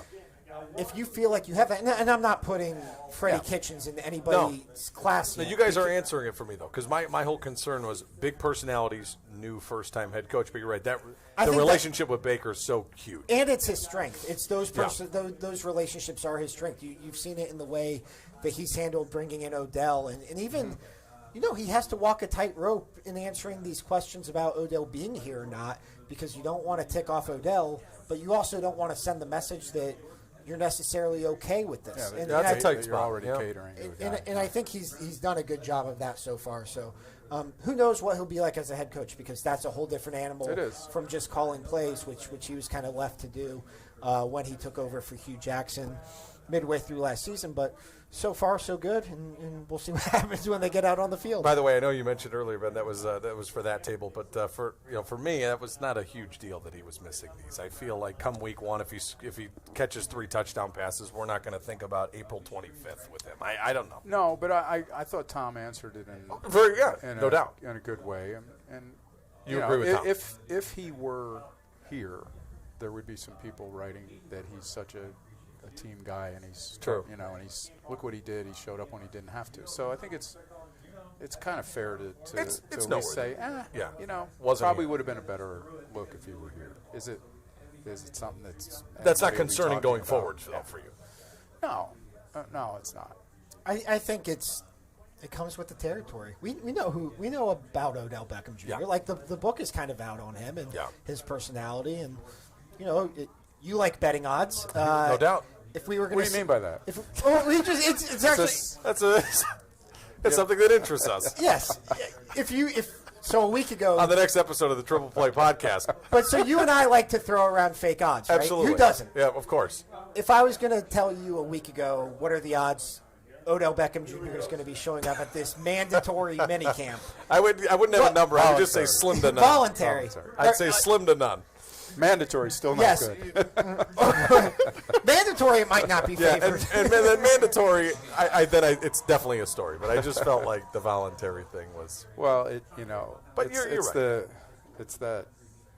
We got another pick coming in. picking The the Green Eagles? Bay Packers have selected Rashawn Gary, defensive lineman out of Michigan. So we are firmly in the middle of a run on defensive linemen. And what do you think of that pick in particular? I like Rashawn Gary more than most. He was the number 1 recruit in all of college football in 2016, and just wasn't a super productive player at Michigan in terms of his numbers, but the film was good, and I think he was kind of a guy who maybe went into his college career knowing that the NFL was the next step, and he could kind of sleepwalk through it and be a first-round pick. And that's not to say anything of his work ethic, but I think the numbers are always going to be a little different when that's the case. I don't know if he was necessarily playing – they played him at defensive end throughout his career at Michigan, and I think his future might be on the inside. And, Green Bay's had a versatile defense, and he's a versatile player. So, I think that's a good pick. If I was Green Bay going into this thing with – About time they looked at defense over there, right? Well – I would have gone offense, actually. Really? 'Cause I think Aaron Rodgers is kind of lacking some weapons right now. True. I think Marquise Brown, the wide receiver out of Oklahoma, that's who I had mocked to them. Like, that's that explosive. To me, like, what Aaron Rodgers has done without wide receivers who can gain any semblance of separation has been so incredible. What would happen if you threw a burner into the mix? So, I think they could still get that, though. Yeah, it's a very – I mean, there's not a receiver off the board yet. So there's going to be somebody good. I think they might have 2 first-round picks, actually. So maybe Sashi was right about that. The wide receivers. I think that's Ray Farmer. That was Ray Farmer. That's right. That's right. Hey, so who did you mock as the first wide receiver off the draft? I had Marquise Brown going number 12 to Green Bay as my number 1, and DK Metcalf is the favorite right now. But I think size. Is that all size? Do you think, or does he warrant being? Yeah, well, it's a combination of size. Marquise Brown is very small. He's like $160. But we've seen, a guy like Tyreek Hill make a big impact as a 160-pound guy. So, the NFL has changed in that regard, especially the way you're allowed to defend these wide receivers. So, Mike Pettin getting a former number 1 overall recruit. There you go. Forgot about Pettin being there. Do you think Mike Pettin has any desire to ever be a head coach again? No, not after this. No. And I'm not. This wasn't a knock on him. I'm just surprised that he got a coordinator job as quickly as he did. But good for him. But I don't think so. The scars run deep from 2014 and 2015. How much longer do we give Shermer with the Giants? I think he's on the clock. Another year. I think. This was. His front office isn't helping him as much. I think in the NFL, knowing what we know about him, who's to say he's not heavily involved in these decisions? That's true. I think in the NFL, you get 2 years, and then your record is it's either trending up or you're not getting better. And NFL, not for long, right? Right. What have you done for me lately? And that was part of the reason why it was so shocking to bring back Hugh Jackson. Yeah. I'm not I'm not a big believer in continuity for continuity's sake. Agree. And that was a desperate attempt at continuity. I think bringing back Hugh Jackson and you know, we'll see how it works out with Shermer here in year 2, but I don't, you know, the Browns, that's been a big knock on the Browns right throughout these last 20 years is that, well, you don't give anybody a chance. And I think in the case of Rob Chudzinski, that was a warranted criticism. But if I'm the Browns, I don't regret firing Pat Shermer. I don't regret firing Mike Pettin. I think I'm with you. There's you're either a fit after or you're 2 not. years, you know what you have, kind of. Yeah. This idea that you can just, if anyone given enough time will become successful is just wrong. I mean, I'm giving Freddie Kitchens 2 weeks, and they cannot head into that Rams game 0-2, or else Steve Wilkes is getting another shot. Oh, man, that'll be interesting to see how those games play out, especially early on, or a lot of those primetime games. Yeah. You don't think Cleveland will overreact if they start out bad, right? I will tell you, Hugh Jackson was met with the most fanfare upon his hiring probably of any coach since 1999. Yeah, you know, I think in part it was that they'd hired a guy who had actually been a head coach somewhere in Oakland, and that he was, you know, considered this bright offensive coordinator at a time when the league was obviously encouraging offense. But there were people in the league that I wish I had talked to beforehand because I kind of signed off on that hire, thinking it was a smart move. A division guy who knew the personnel in the division and all that. But there were people who told me later that you know, his reputation in the league was always as this kind of phony guy that that covered his own butt when things went wrong, and obviously that's what he did here. Yeah, and he was wanted too. That was the other thing, was people were afraid he might go to the Giants. Yeah. I think the 49ers Was might have been Gettleman in there the mix. too at the time? No, that was when he was I was going to say in Carolina still yeah. giving away Josh Norman for nothing. But he was met with the most fanfare of any head coaching hiring in a long time, and there were people calling for his job after 2 weeks on sports talk radio. You know it. Yeah, we heard it. We heard everything. And you know what? I just think that now, though, that the Browns have, even though they were 7-8-1, still under 500, the expectations now maybe are, I don't want to say unfairly high, but there's a big expectation from these guys now. If they were to start out the gate slow, I do think that those are some things that we would hear about a first-year head coach. Can he handle those personalities? The things that I asked you guys about a little bit. Yeah, because starting out the gate slow will probably require losing to Tennessee and or the Jets, and I think those would be legitimate. Like, you're supposed to be as good as those teams now or better. Right. You know. Mm-hmm. No, definitely. That's the paradigm has definitely shifted in that regard. So we got another pick coming in. Miami Dolphins select Christian Wilkins out of Clemson. Fantastic player. Yeah, I mean, how Dabo Swinney had that type of defensive line. All three of those guys are going to go first round. Well, this is the second Clemson defensive lineman off the board, and the other one, Dexter Lawrence, he'll go, was the highest recruit of the bunch. Christian Wilkins, I think, has the highest floor in this draft. Maybe I think he's just like going to be a solid starter. He's got the most upside. No, I think he has the least bust potential. I'd be stunned if Christian Wilkins was a bust. Who's the head coach at Stanford? David Shaw. I heard him do an interview today, and he said that this Wilkins was like. They asked him if he was an NFL coach, and he has no desire to leave Stanford. But they said, who's a player you'd like to get your hands on as an NFL coach? And he had mentioned Wilkins. So this guy's total stud. Yeah, versatile.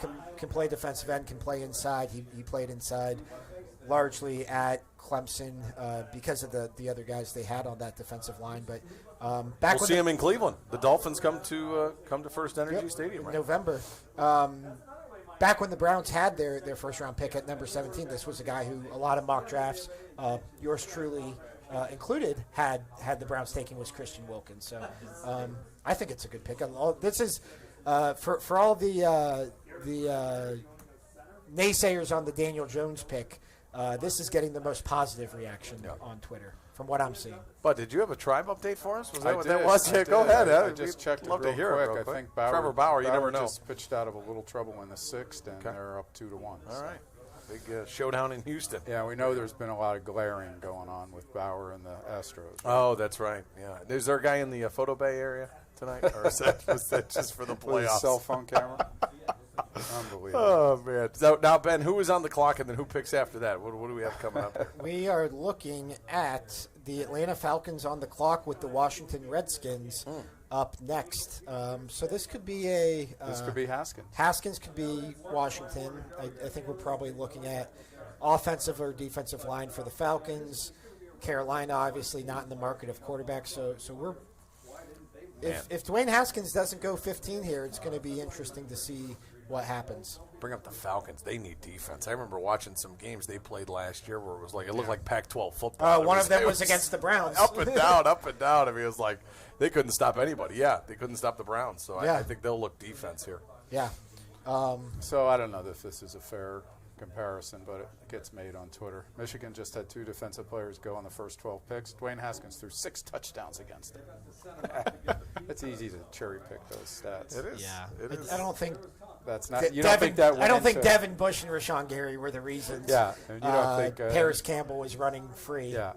But they do have 2 more guys drafted than Jim Harbaugh has beaten Michigan.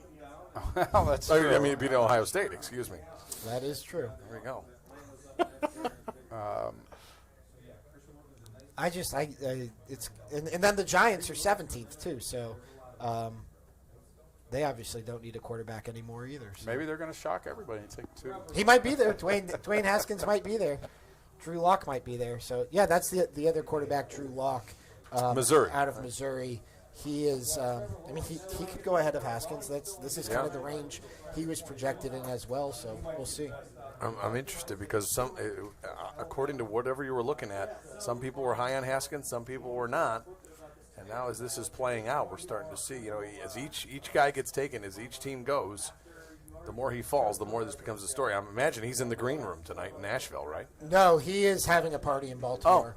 So might have been a good choice if he ends up falling too far. I think that's probably the safe bet. I don't think there's you a lot always hate being the last guy in there, right? Like even Baker and Miles, the last 2 number 1 overall picks, neither of them attended the draft. I don't know if there's a lot of upside to being there. I know, unless if you're Kyler Murray. I always go back to Brady Quinn sitting there and waiting and sweating it out. That was so painful to watch. Felt like he grew a new pimple each time. That was team bad. passed. Johnny Manziel was just pounding beers while he was waiting. I think that was photoshopped. I'm pretty sure that picture was photoshopped. All right. But it also. I thought I remember him sipping a few on video that night. Yeah, well, that very well. But I think that was after. Okay. I don't know why I'm defending Johnny Manziel right now. All right. I'm going to get up for a minute. Yeah. You guys are. You're fine. Yep. You're okay, yes. The Browns have made a trade. Is it the Browns? It's mostly because these chairs are so hard to sit in. They're very difficult to sit in. My back is killing me. Falcons. So we got Chris Lindstrom, a guard out of Boston College. Told you a Boston College guy was going to go. I thought it would be Mayock and Gruden that would take that guy. Yeah. Falcons go offensive line, protecting Matt Ryan, obviously. He's coming. Okay, so the year they went to the Super Bowl, Ben, that was the year he won the MVP, right? It was just 2 years ago. That was 2 years ago. So I wonder how old he is. I mean, he's still got time. He's still got time. They're not in any need to find a quarterback of the future. He's 33 years old and plays a pretty safe style. So yeah, I think they can stick it out with him. That's probably what they're trying to do is protect him a couple more years by getting an offensive lineman. So we will see here. His dad, Chris Lindstrom, was a defensive end in the NFL as well. So there we go. Pretty boring pick, offensive line. But, this is kind of now a weird range because there's not a lot of quarterbacks or teams who need quarterbacks other than Washington here. So I had said, I know we've been talking a lot about these great defensive players that are going off the board, these college players that are going to the NFL. And we had said that the Browns' focus will probably be defense. But I just feel like if they could maybe get one offensive lineman, and I know we all felt good about the O-line once Baker took over, but I just feel like you can never have enough depth there. You never know. One O-line. I agree. I think they need an offensive lineman. I think the depth is lacking there outside of Harrison, outside of Corbett was really that sixth guy last year, and now he moves into a starting role. I don't know if they have that swing man on the inside anymore. I think that they could really use an offensive lineman for not only depth, but Chris Hubbard here, the right tackle, there's an out in his contract after year 2. So if they want to take a tackle and groom him to replace Chris Hubbard down the line, then you're paying him less money. Chris Hubbard actually has a pretty sizable contract for a right tackle. I think offensive line, maybe not at 49, but definitely at 80 with that third-round pick. I think that makes a lot of sense. We'll see how that all develops. A lot of us have felt like defense, but I thought if you were going to take something on the offensive side of the ball, hey, how about protecting, what you think is your franchise quarterback here? Let's protect that guy. No, I think you look at areas of need on this Browns team. Cornerback is a big one. Linebacker is a big one. I think you could probably alternate one or two. Other than that, obviously running back you're set, wide receiver you're set, quarterback you're set. Offensive line depth, though, I think that's a real thing. We're on the same page with that. That's something that the Browns really need. You're going to to think at. I'm crazy here bringing this up again. Would you, if it got to be like the 6th, 7th round, and one of these top flight kickers was still there, would you draft him? Or are you stung by the Zane Gonzalez disaster? I just feel like there's such a premium on these guys now. You think about the extra point being moved back. Mm-hmm. You think about the bend but don't break philosophy of all these defenses. Yeah, we see a lot of yards, but we don't see a lot of points. I just feel like if you do that now, we don't ever have to talk about this again for the next 15 years. If you get it right. But you get it right. I know. And that's I don't want to say I'm scarred by the Zane Gonzalez experience, but I also don't want to take a guy. I also don't think, that late in the draft, you cut 6th rounders. 7th rounders don't make it to the 4th preseason game. You might have to go 3rd, 4th round if you're serious about it, you're saying. Right. And I don't know enough about this kicker class to know. The kid from Notre Dame, I know, is good. It was kid from Utah. I just don't. I wouldn't be against taking a kicker, but I wouldn't necessarily feel. We're back on the kicker, but I wouldn't feel like their kicker problem is solved. We don't know if it's going to be Haskins. I think it was. Did it happen? I think I'm breaking the news right now. Oh, good. According to Bud Shaw. No, actually, I heard a cab driver told me on the way in. The Monsters won. Okay. That's good news. Calder Cup update. Keep going against the Syracuse Crunch. They won that game. But I asked Ben this. And I know you're going to roll your eyes at the kicker question again, but I'm so bothered by the guy they have right now. You are. I didn't think he was that bad. Yeah, he was. I thought he was a kicker. Yeah, but if you felt like Washington is taking Dwayne Haskins. There we go. And if you felt like you could solve the kicking problem for the next 10 or 15 years and that guy's there, would you draft him? Where, though? You have to. In the 3rd, 4th round. You wouldn't do it. Where was, that's fine. That's fine. You won't hurt my feelings. Where was Zane Gonzalez? No, where was the big guy, left-footed guy? Janikowski. He was a first-rounder. He was a first-rounder? Oakland. I guess 3rd or 4th I might then. And Roberto Aguayo, was he first round? From second. The Buccaneers? He got cut. He was second. Mike Nugent was 2nd round. So, I don't know. All right, so Dwayne Haskins. Dwayne Haskins goes to one of the worst franchises in the NFL.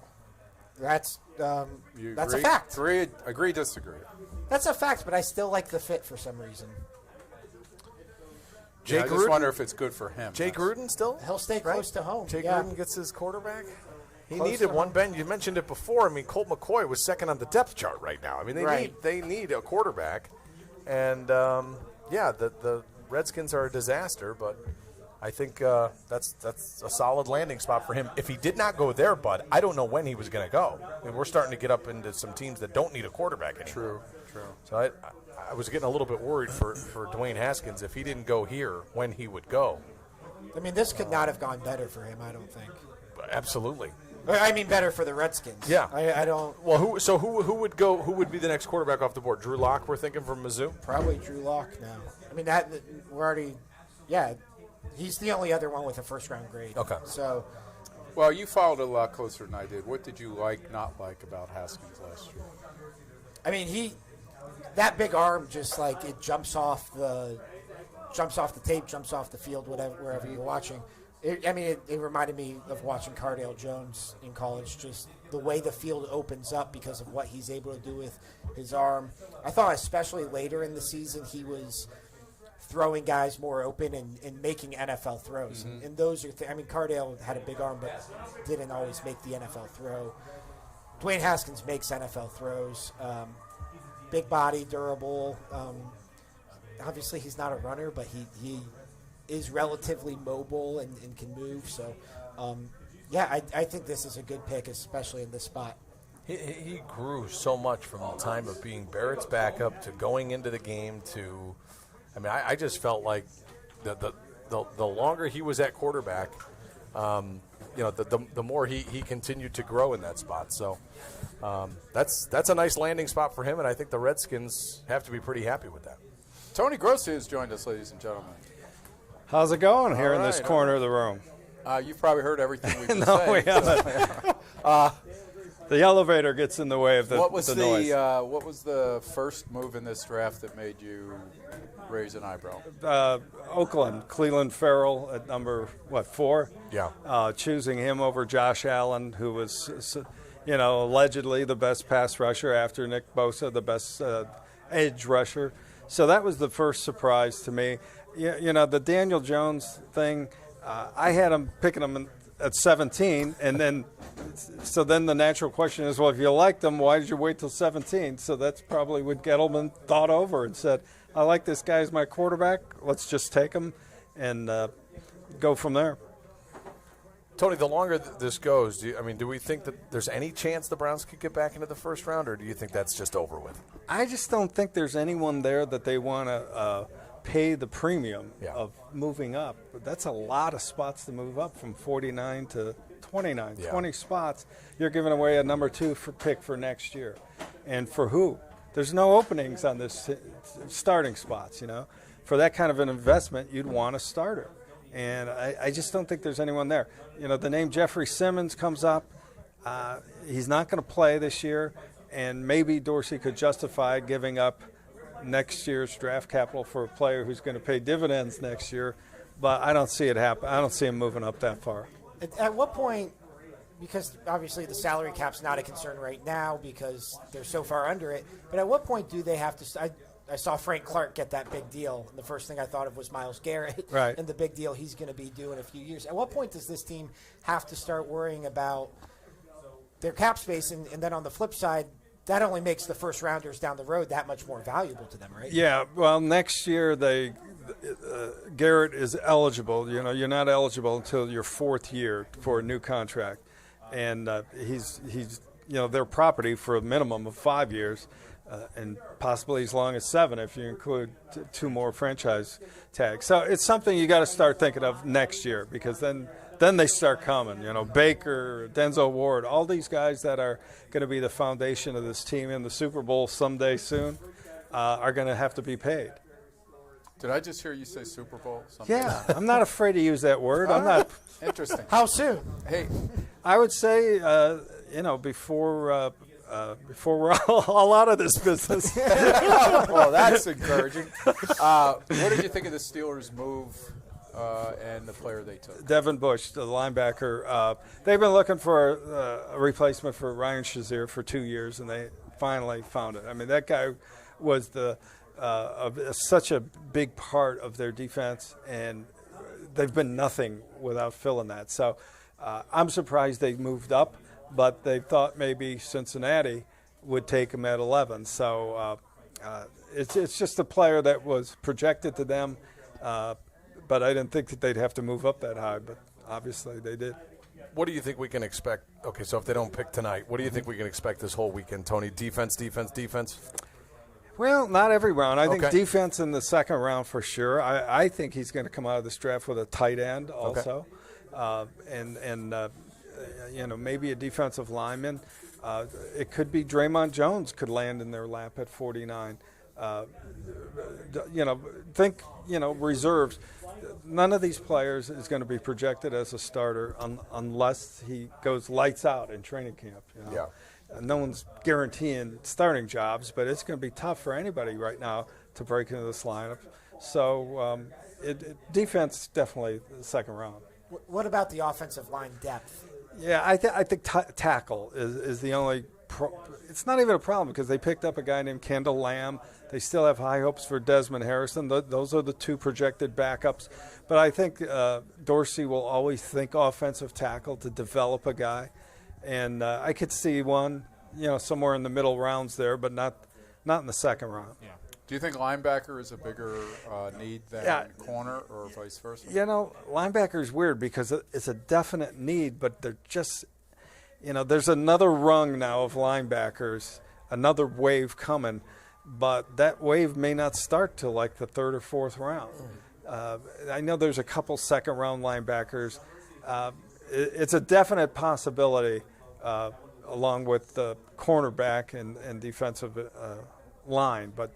That's probably the weakest unit on the depth chart, from one to the bottom of the depth chart right now. The Panthers are in with their pick, Brian Burns, outside pass linebacker, rusher. Florida State. Yeah, that's who I had in my mock draft. There we go. So That's a late for pick. 17. Yeah. So here's a surprise that's developed. This is Montez Sweat, who was lights out at the combine, and it supposedly was cleared today that he doesn't have this heart condition. Is still falling, and that's a surprise to me. Tony, you mentioned the linebacker position. We were talking about that Week 17 game against the Ravens. It seemed like that was the one time where it really stuck out for sure that there's a need tons of missed tackles, and that was evident. There's a figure that Joe Schobert, was among the leaders in missed tackles, but Jamie Collins is in there, and he's gone. Yeah, they haven't added but one linebacker in this offseason, and he's not really a projected starter, this Darius Taylor. So there's definitely a need there. But I know that Dorsey wasn't too impressed with the linebacker part of this draft after those first two guys. So he's going to find someone, who ever heard of Jannard Avery at this time last year. So it'll be someone like that is not a familiar name to the average college football fan, I think. You want to go ahead and ask about a kicker, Nick? I've been talking about a kicker all night, but I just feel, Tony, honestly, what do you think about this? I mean, would you draft a kicker? I would draft the best kicker. There we go. With my last pick, if he's there. Okay. Because let's just say, they have a 7th-round pick. Let's just say they hold on to that 7th-round pick. What are you going to get there? A guard, a 6th tackle on your team. Kickers win games. They also lose games. They have to bring in a competitor to Greg Joseph, and why not take the best kicker? This kid from Utah converted 86% of his field goals. That's pretty good for a college kicker. It's right up there with the NFL norm nowadays. So I don't think that's a wasted pick at all. We're going to turn Bud before the end of the night on the kicker.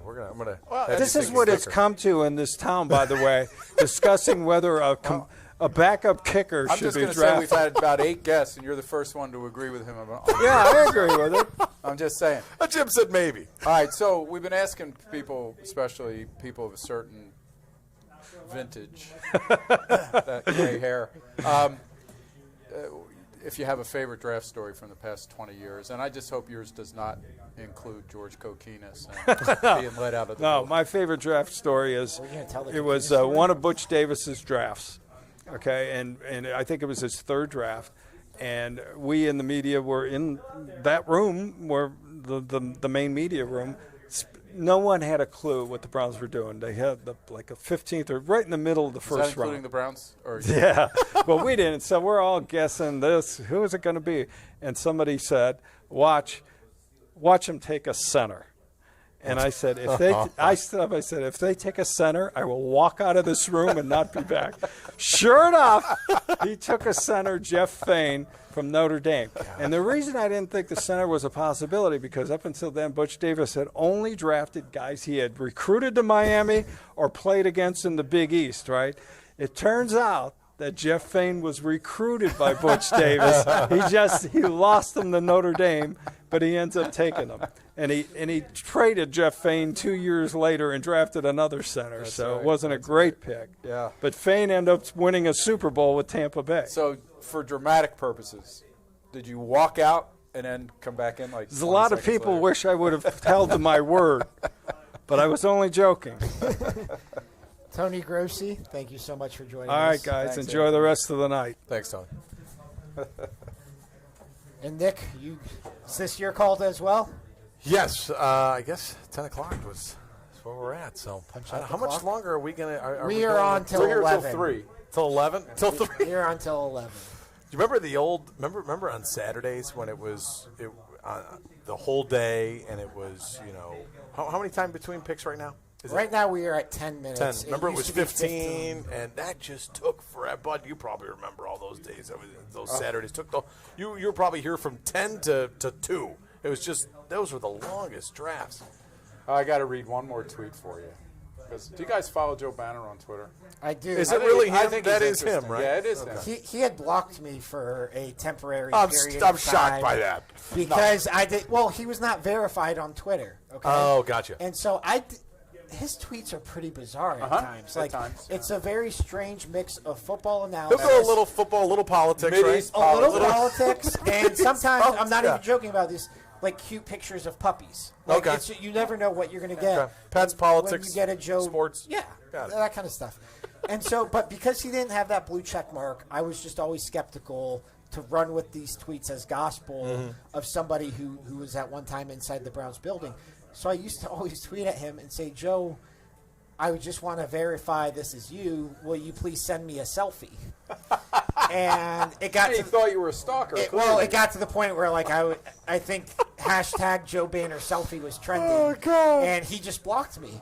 And so I went through a few intermediaries. It was like, hey, Joe has this blue check mark now. I believe it's him. Yeah. Can you ask him to unblock me? And for whatever reason, he has unblocked me. There you go. And now I don't even reply to him or anything. I just You guys should have him on the Triple Play podcast. But the I'm thing sure is, he'd tell Ben great still stories. wants the selfie, even though the blue check is Yeah, he there. It he kind still of wants the became a selfie. personal Okay, what did mission. sorry? What did you have? Ed Werder, who I've known for a long time, you guys know who he is.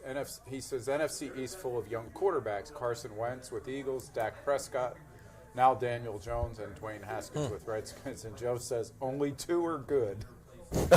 And I don't think he's talking about Jones or Haskins in that categories. Yeah, that's true. Interesting. That's true. Now he hasn't given them a chance to prove Now it. Eli has not been benched yet, right, in New York? No, God, I don't think that's going to happen. I'm sure on that. The Giants just used the Cleveland Browns' former pick, number 17 overall, on Dexter Lawrence from Clemson. So I like him. I like him. Now that pick makes sense for them. 3 Clemson defensive linemen in the first 17 picks. It's amazing this team won 2 of the last 3 national titles. And I think they just got the number 1 recruit in the nation who's a defensive lineman as well. What the heck is Dabo Sweeney doing down there? Winning Yeah, championships. he is. Guys, it's been fun. All right, enjoyed it. Thanks for Fun. joining Thank us. you, guys. Thank you, Ben. Thank you. Thank you, Bud.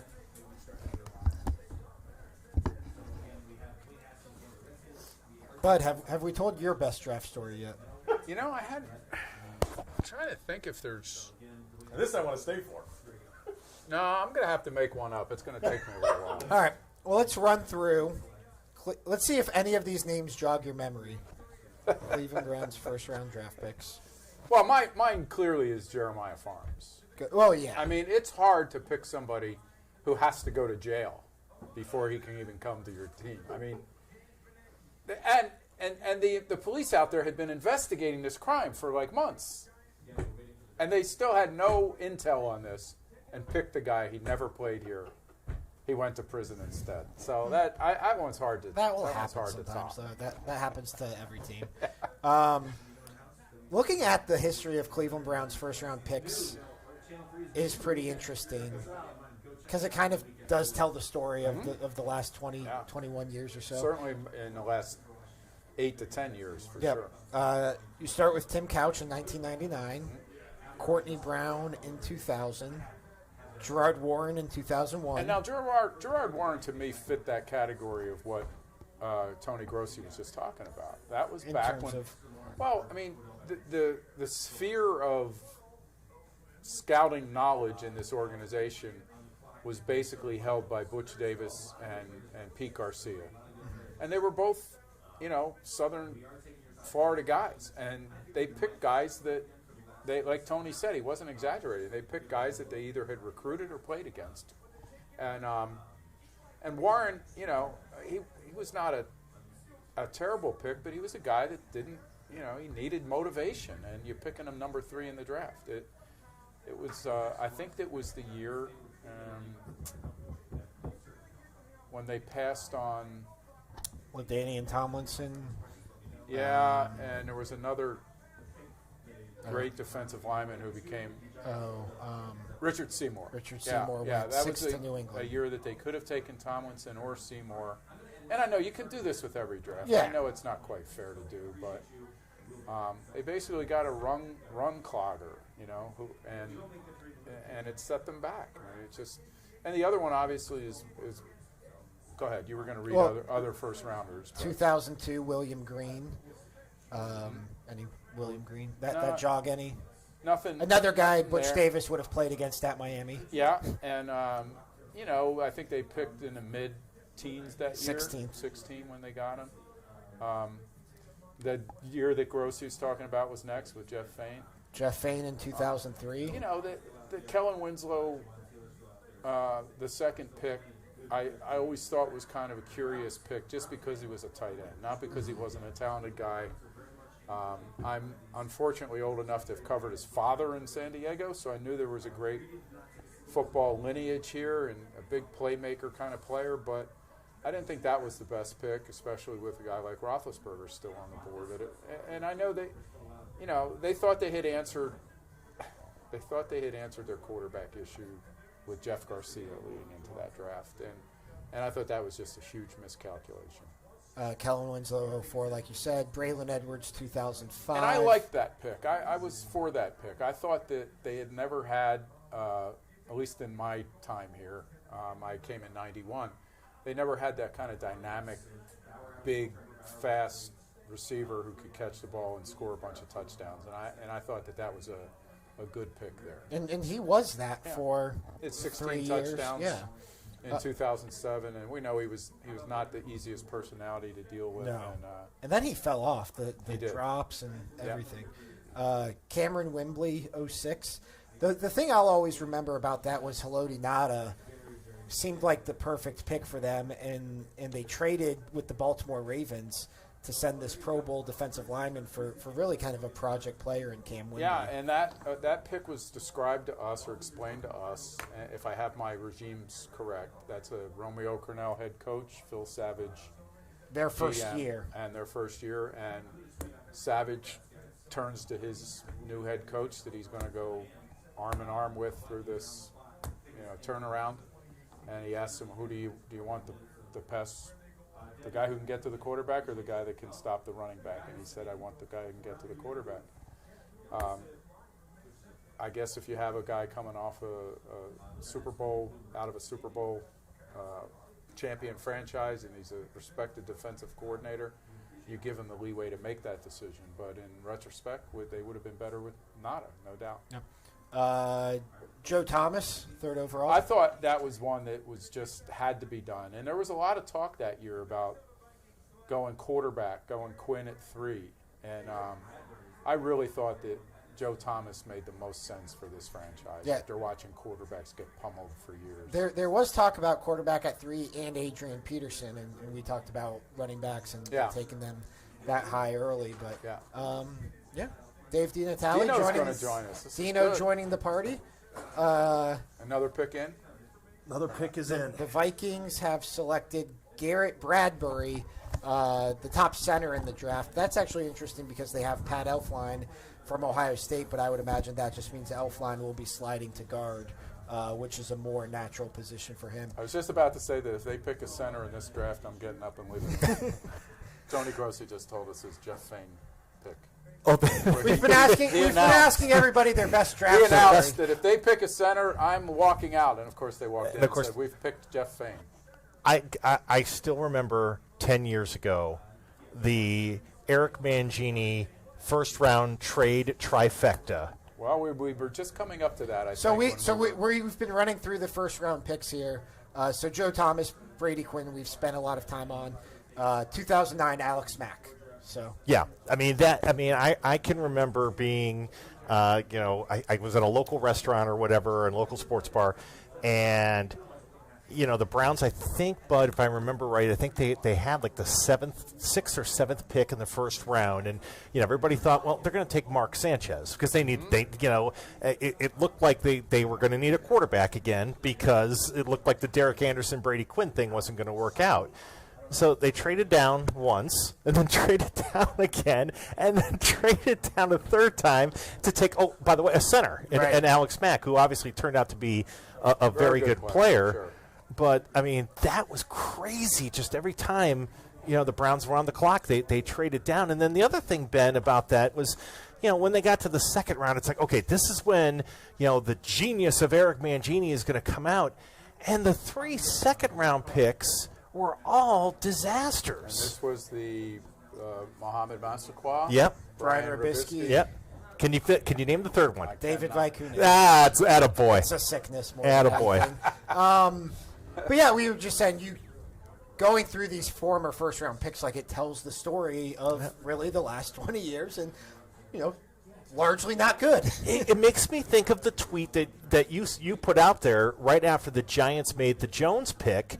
That it's kind of fun to sit back and watch other teams go through the draft now, and you say, oh, geez, what a dumb pick. Yeah. And because, the Browns obviously have made no shortage of, head-scratching moves during this 20-year period, and now all of a sudden, you have a general manager here that I think you do feel good about, and in the Giants' case, well, not quite as much. Well, that to me, I mean, really, this 09 to 16 is like where the wheels really come off. Because before it was just you were starting and stopping with new and old regimes, and that's fine, that will happen.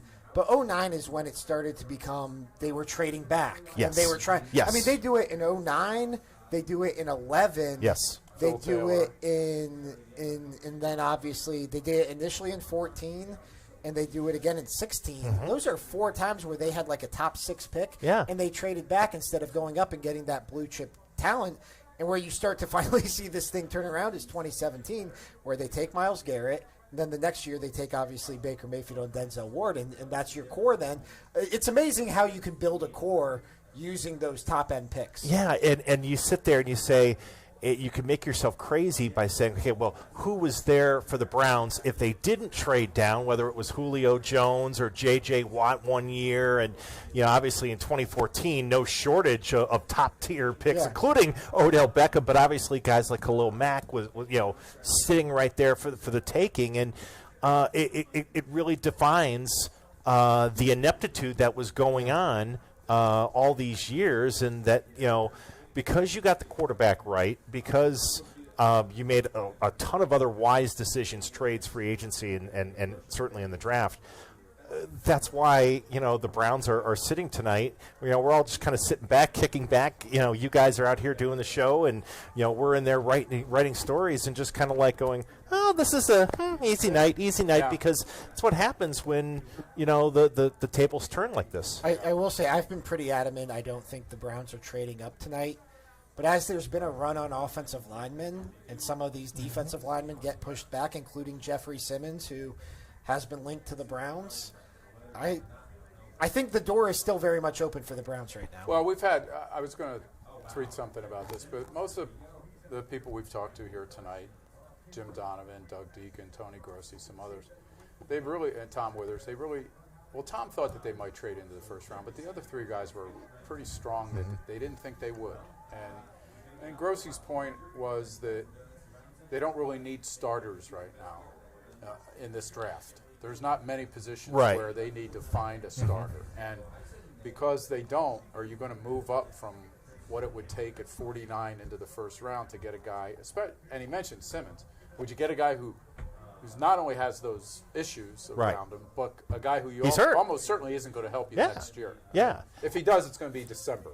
Yeah, here's the thing, bud. Are you at a point where you can basically, it's like you're giving the young man a red shirt and say, okay, we'll see you in 2020.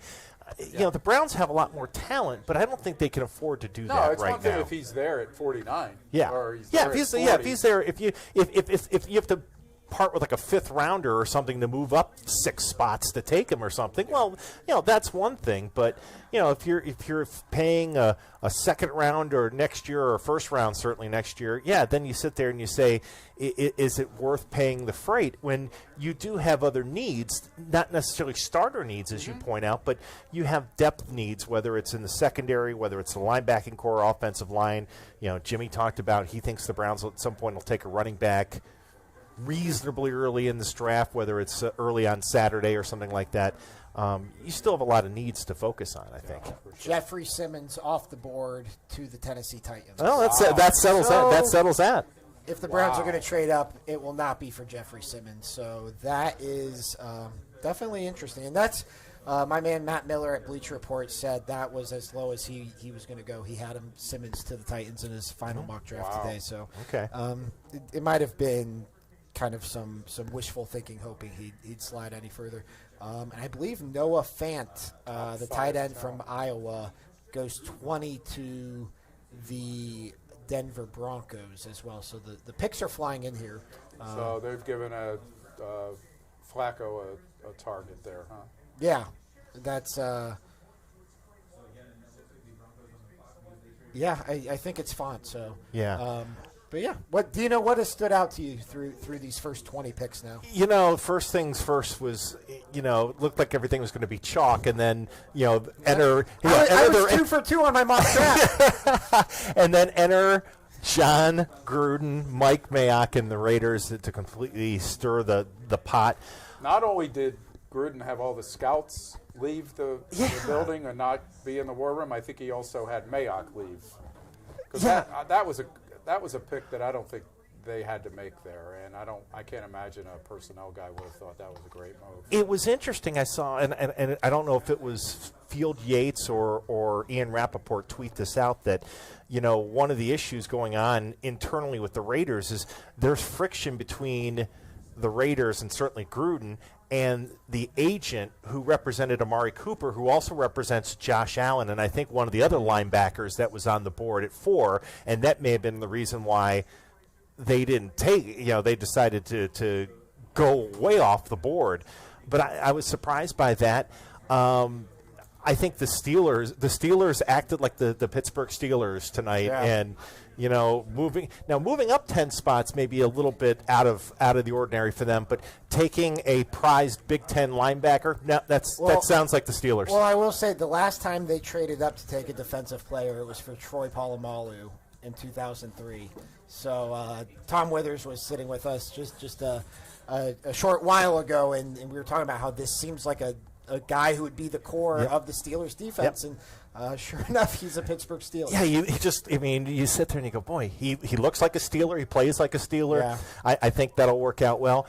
And I don't know about what you guys thought when the pick came in. I think Haskins is going to be in a good situation in Washington with the Redskins. I just think, he doesn't have to start right away, but I think he certainly could start right away, considering who's there for him to be able to surpass. Yeah, it's tough to feel too good about anybody going to the Redskins because of their history, but I do think they have some interesting weapons. I do think Jay Gruden, he really fits that system and kind of that souped-up West Coast offense. And I like Dwayne Haskins just personally as a prospect, and first Big Ten quarterback since 1995 to go in the first round. 4 years. Kerry Collins. Isn't that amazing? Yeah. When you think about it.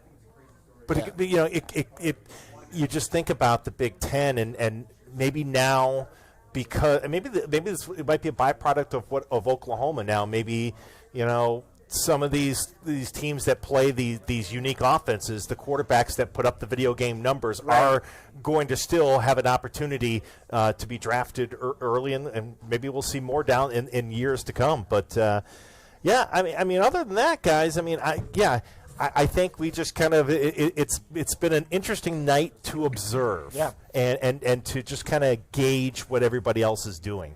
Absolutely. Rejoining us, Jim Donovan, voice of the Browns. Thanks. I didn't think you'd come back. I am very sad right now. I am very, very sad and I really am, upon hearing the news of John Havlicek. We talked about that earlier. I have to tell you that one of the I grew up in Boston. Yeah. One of the great moments in my Boston fan life was the night Havlicek stole the ball. Yeah. Who inbounded the ball?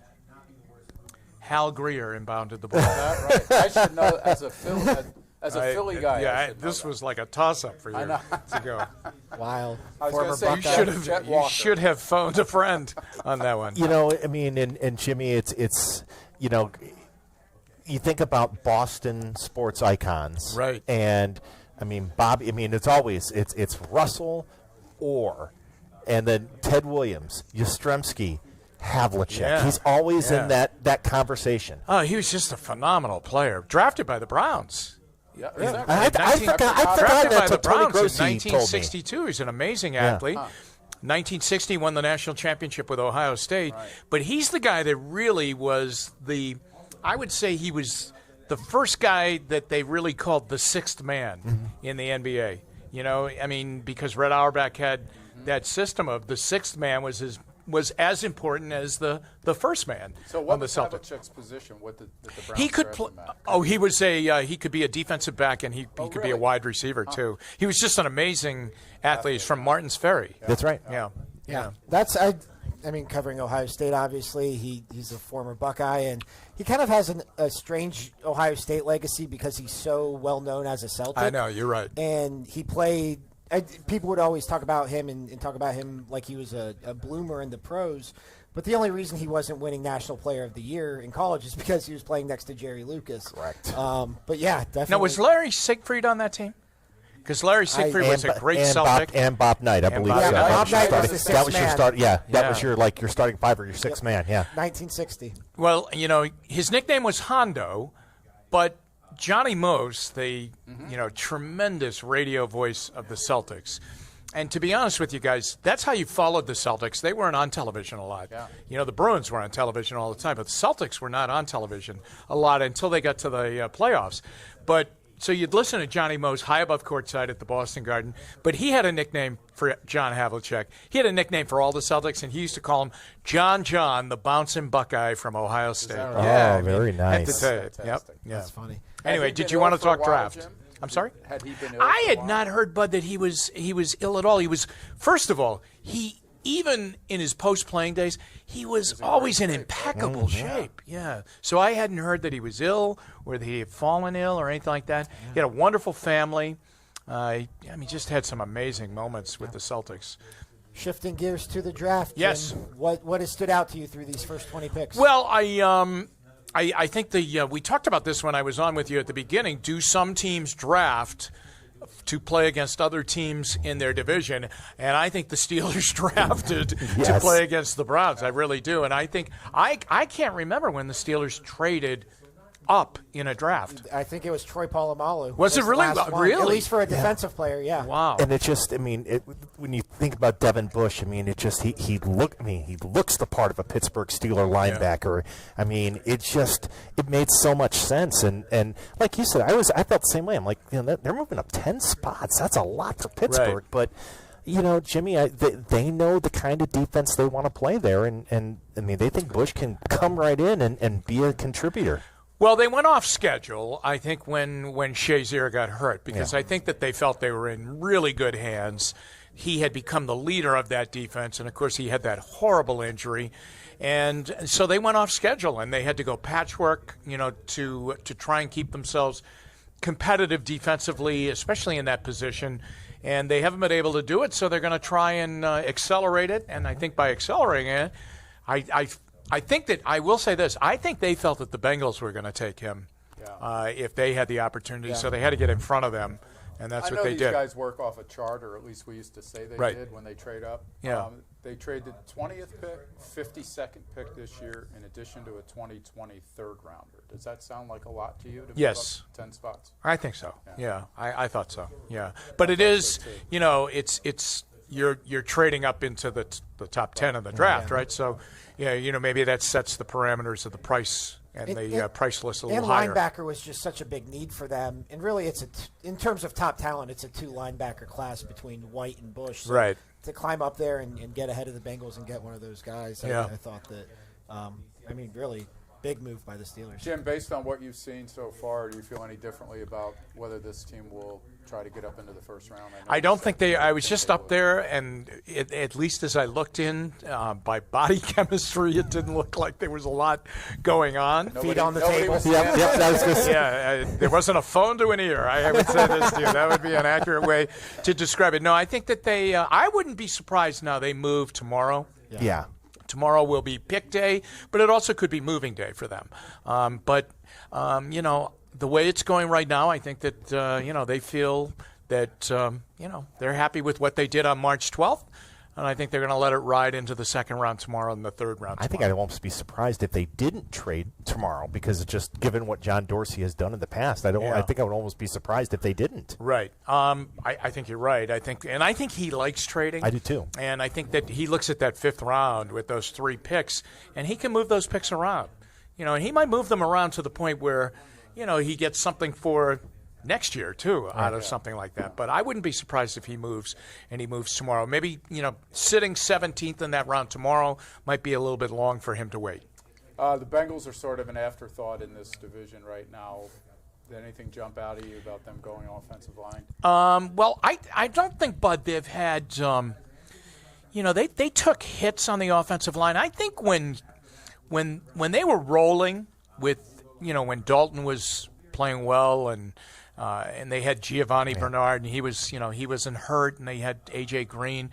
They also had Andrew Whitworth at left tackle. I think they ended up playing Cordy Glenn there last year. Right. Yeah, so I don't think that was, you know, I don't think they've replaced Whitworth.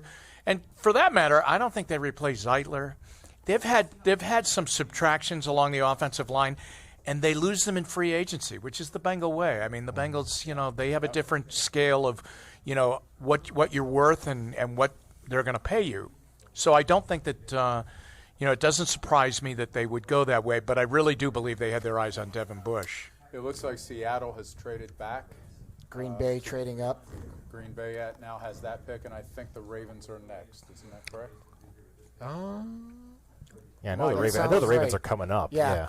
But people are speculating this will be a receiver. I'll tell you, though, the run on offensive linemen in the middle of those teams, I think that could be big for the Browns in terms of there hasn't been a cornerback. I was just going to say, Ben, Jimmy, we talked about it last night.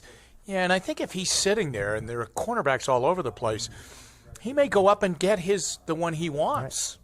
Because when one gets taken, it's like a domino. One gets taken, they all start to go. Yeah, they start to go off the board. So you're right. Still no wide receivers taken, correct? No. None taken yet. Boy, that's strange, isn't it? I mean, imagine there's been a tight end taken before there's been a wide receiver. 2 tight ends from Iowa. Yeah, both of them are gone now. Yeah. But yeah, we look at the Browns, and obviously I think cornerback, linebacker, something in that order. Really, I mean, all the cornerbacks are still there. Greedy Williams is still there. Justin Lane's still there. I really think that. Yeah, Ross Tucker just tweeted, not a single wide receiver or defensive back in the top 20 in a passing league. Right. Yeah, exactly. Yep. Yeah, it makes you, I think, appreciate Denzel Ward, I think, even more now when you sit and you think about it, because and why I think they really wanted to last year make sure they got a top-tier cornerback, you know, maybe looking ahead and saying, well, the crop is going to be good, but maybe not as good. So, you know, with that second first-round pick, we can't miss if we're going to go get somebody on defense. Right. I have to tell you, I was surprised that the Giants, you know, went for the kid from Duke. Yeah. You know, you and everybody. Yeah, I really was. I was very surprised at what they did there. That's an interesting pick. I mean, because there is a pathway that, you know, maybe as early as this year they get that kid into the lineup to play. You know, I had watched him a couple of times at Duke. He's a big, strong kid, but he's not very. He doesn't maneuver very well. I mean, he is a true pocket passer. You know, he's a big, tall kid. You know, he's kind of built along the lines of Roethlisberger, really. I mean, he's a really big, strong-arm kid. I know he's been tutored by David Cutcliffe down there, who had both Mannings. He might have even had the Manning that didn't make it into football because of injury. I mean, he's a Manning guy. There's no doubt about it. So I was kind of surprised at that. Where does Josh Rosen go now, guys? You know, there had been so much speculation that, you know, if the Cardinals were going to go ahead and take Murray first, you know, maybe that would open the door to the Giants or the Redskins, perhaps, to make a deal. Well, both teams obviously decided to go elsewhere at quarterback. I wonder, and the Broncos traded back, and so they look like they didn't necessarily want to invest in a first-round quarterback. I wonder where that leaves Rosen going forward. You could look at Miami. Could look at New England. It's funny you say that. I read a tweet from one of these insiders earlier saying they thought that could be a landing spot for New England. Yeah. That would be very interesting. That could be very interesting. There are to two them. kinds of teams that need a quarterback, right? A team that needs a quarterback immediately, and then a team that needs their quarterback in waiting. Yeah. They know Right. they're a year away or a year away from Right. being a year away. Now, there's some belief too that the Chargers would be in the market for that kind of They quarterback. just signed Tyrod Taylor as Yeah. Phil Right. Rivers' Yeah. backup. And now the Eagles have traded up to the Ravens spot at 22. Well, so to reset this, the Packers took Darnell Savage, a safety out of Maryland. So there's your defensive back. Yeah. So there's a defensive back, not a pure corner yet. And I'm sorry, who just traded up? I believe the Eagles traded up to the Ravens spot. Interesting. Now, there has been some buzz upstairs that when John Dorsey is looking into the secondary, he would almost like a multi-purpose player in the secondary, a guy that can play safety and corner. Huh. So, there are a couple of those. There's a kid from Florida that can do Chauncey that. Gardner-Johnson. Yeah, I mean, there's a kid from Florida that can do that. There are some others that can do that. But this is kind of, now Demarius Randall did that last year out of necessity because they had so many injuries at one time at cornerback, and Randall slid down and played from safety to corner. And Brian Bodie Calhoun was kind of that Swiss Army knife in the secondary. Yeah. Right. And I know they acquired Eric Murray from the Chiefs, who maybe they think he can do that too. Things, Yeah, you're right. He can never have enough bodies in the secondary. No, I think that they can. There's testimony, from them about that last year. There was a point where they were really thin there because they had a multitude of injuries coming almost week to week. A new guy, Carey, would get hurt. Mitchell broke his wrist. Then Ward was, unfortunately, on a schedule that every couple of weeks he was getting dinged. Right. So. Yeah. I think all things considered, though, like Darnell Savage, even that's a guy some people had a second rounder. Like, this is pushing first round talent now further and further into the second round. I think this is. It seems silly to evaluate a team that doesn't even have a first-round pick, but I think tonight's shaping up pretty good for the Browns. Yeah, I think so. Wait, are you giving Dorsey credit now for not doing That's anything? right. That's right. John Dorsey gets an A for, I'll tell you what, for having he a can't great do dinner anything upstairs. wrong, huh? He's up there eating Fritos, Jim just told us. Your words, sir. I believe it was not a phone to an ear. There was nothing about Fritos. I maybe misheard that. Why are you out rain on the parade? But no. Ben, to your point, yeah. If you've got guys that especially in that defensive backfield that are going to be pushed back to tomorrow, well, yeah. Then I think you feel pretty good. It's you take the good luck and then you sit there and you say, okay, what can we do if we don't want to stay at 49, and what are we willing to give up to move? Yeah, I totally agree, and this has been just a fascinating draft in terms of from Daniel Jones to Cleveland Farrell to the run-on linemen, and the Steelers of all teams trading up 2 tight ends from Iowa. It's been a draft. And the speculation is the Eagles are trading up to take Marquise Brown. Okay, so All that's So there's the wide receiver. Yep. Yeah. and he's I should have bet that he was a 2-to-1 betting to go. Be the first wide receiver taken. So we were laughing at one of the Joe Banner tweets from earlier because someone mentioned the 4 young quarterbacks now in the NFC East: Prescott, Wentz, Right. Haskins, and now Daniel Jones. Jones. Yeah. And Joe said 2 of them are good. So Wow. knowing what he thinks of Gettleman, we're scratching Daniel Jones off. Yes. His list. Yeah. I assume he's also doesn't think much of Haskins, so we'll see. Yeah. I was worried that Haskins was going to be the Aaron Rodgers, Brady Quinn guys that he was sliding. He looked like he was sliding, and they show those shots of bowling alley parties and everybody just kind of getting burned out. They just stew. Yeah. Do you see, talking about Rosen again and the possibility of the Patriots, do you see Rosen as a Belichick kind of player? Or is No, on the surface, no. And off the coverage of him, even in his UCLA days, no. they're showing the picture of him sitting in the hot tub at UCLA, yeah, in his freshman year. No, I don't. But I don't know. Does Bill bend to talent, or does the talent kind of conform to him? More like that, I think. Yeah, that you have an opportunity to go to that system. But no, is he would he do things the Patriot way? I don't know. I really don't know. I have to tell you though, he is in football purgatory right now, don't you think? Yeah. I mean, he's really. I know he's on a team, but he's like a quarterback without a team right now. To see a kid. Yeah, I'm really fascinated to see what kind of trade value they come away with now when they do deal him, because clearly they're going to. It's just a matter of where. Yeah. Who's going to give them the most freight to make it happen? Yeah. Looks like Andre Dillard, the offensive lineman from Washington State, that's who the Eagles wound up picking. Oh. So still no receivers. Wow. Another offensive lineman. Unbelievable. Yeah. So another offensive lineman off the board. I think that makes 4 for the first round. And that was not what was projected heading into tonight. So more and more talent sliding John Dorsey. Another win for John Dorsey. That's right. Check it off. All right. Well, guys, I'm going to head back in and do some more writing at WKYC.com with Matt Florjancic. I will see you tomorrow night, Mr. Shaw, and Mr. Axelrod. We'll see you guys tomorrow night for second and third round coverage. Looking forward to it. I am off to the 11 o'clock news. Okay, Jim. Well, thank you for stopping by. Good to be with you guys again. Indeed. Yes, Thanks, guys. Thanks, guys. Thank you. The battery of the Donovan Live postgame show.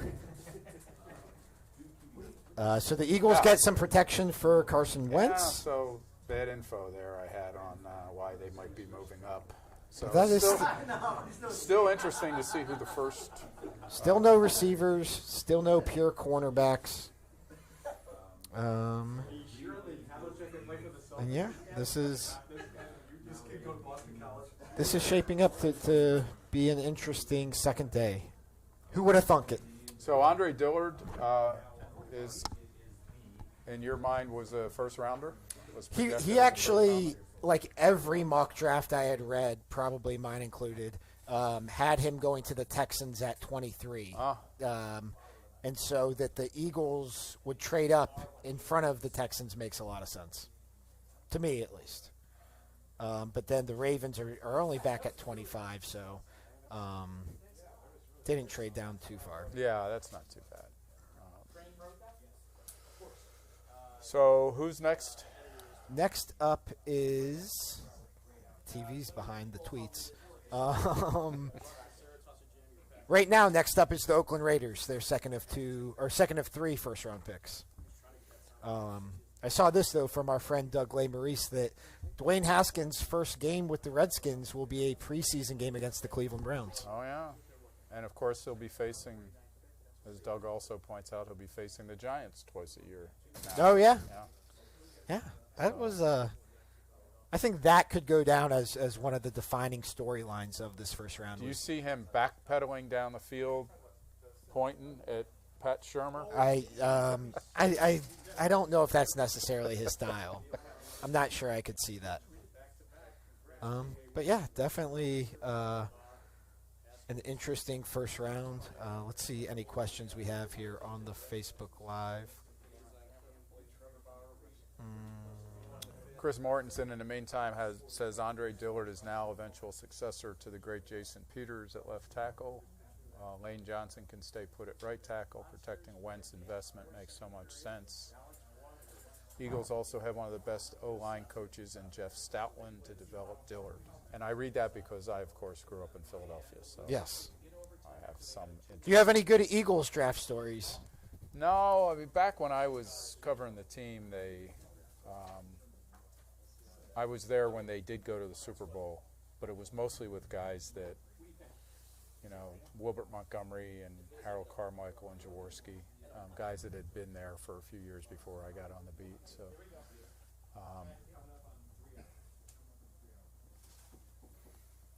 let's see.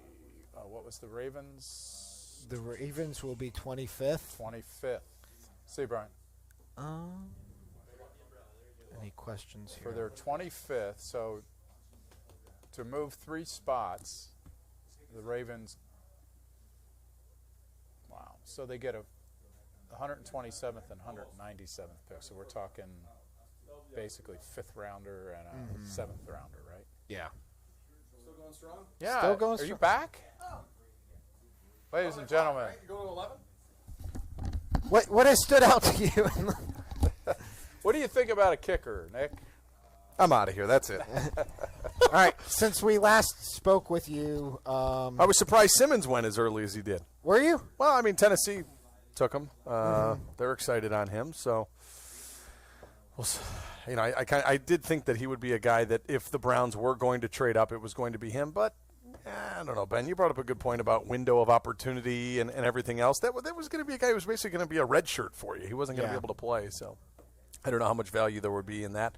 He not only has problems off the field, but the ACL injury that I think he suffered in January. So, Yeah, it doesn't sound like he'll be available for this season. So I don't know. We won't see him week 1. No, that's a good point. The Browns play him. That's a good point. So another win for the Browns tonight. The team they're playing week 1 didn't get an impact player. Yeah, that's right. Everything's turning up brown and orange tonight. So, but yeah, overall now, we're just about 10 picks left here. What has stood out to you about this draft? Well, do you think – I had a quick question. Do you think we'll see Rosen get moved tonight? Or do you think that's something that will happen – I would think by the end of the weekend. I mean, it could happen tonight, but I don't – maybe tomorrow. I don't know. I mean, they're playing this – they're playing kind of the long game with this, it seems like. Yeah.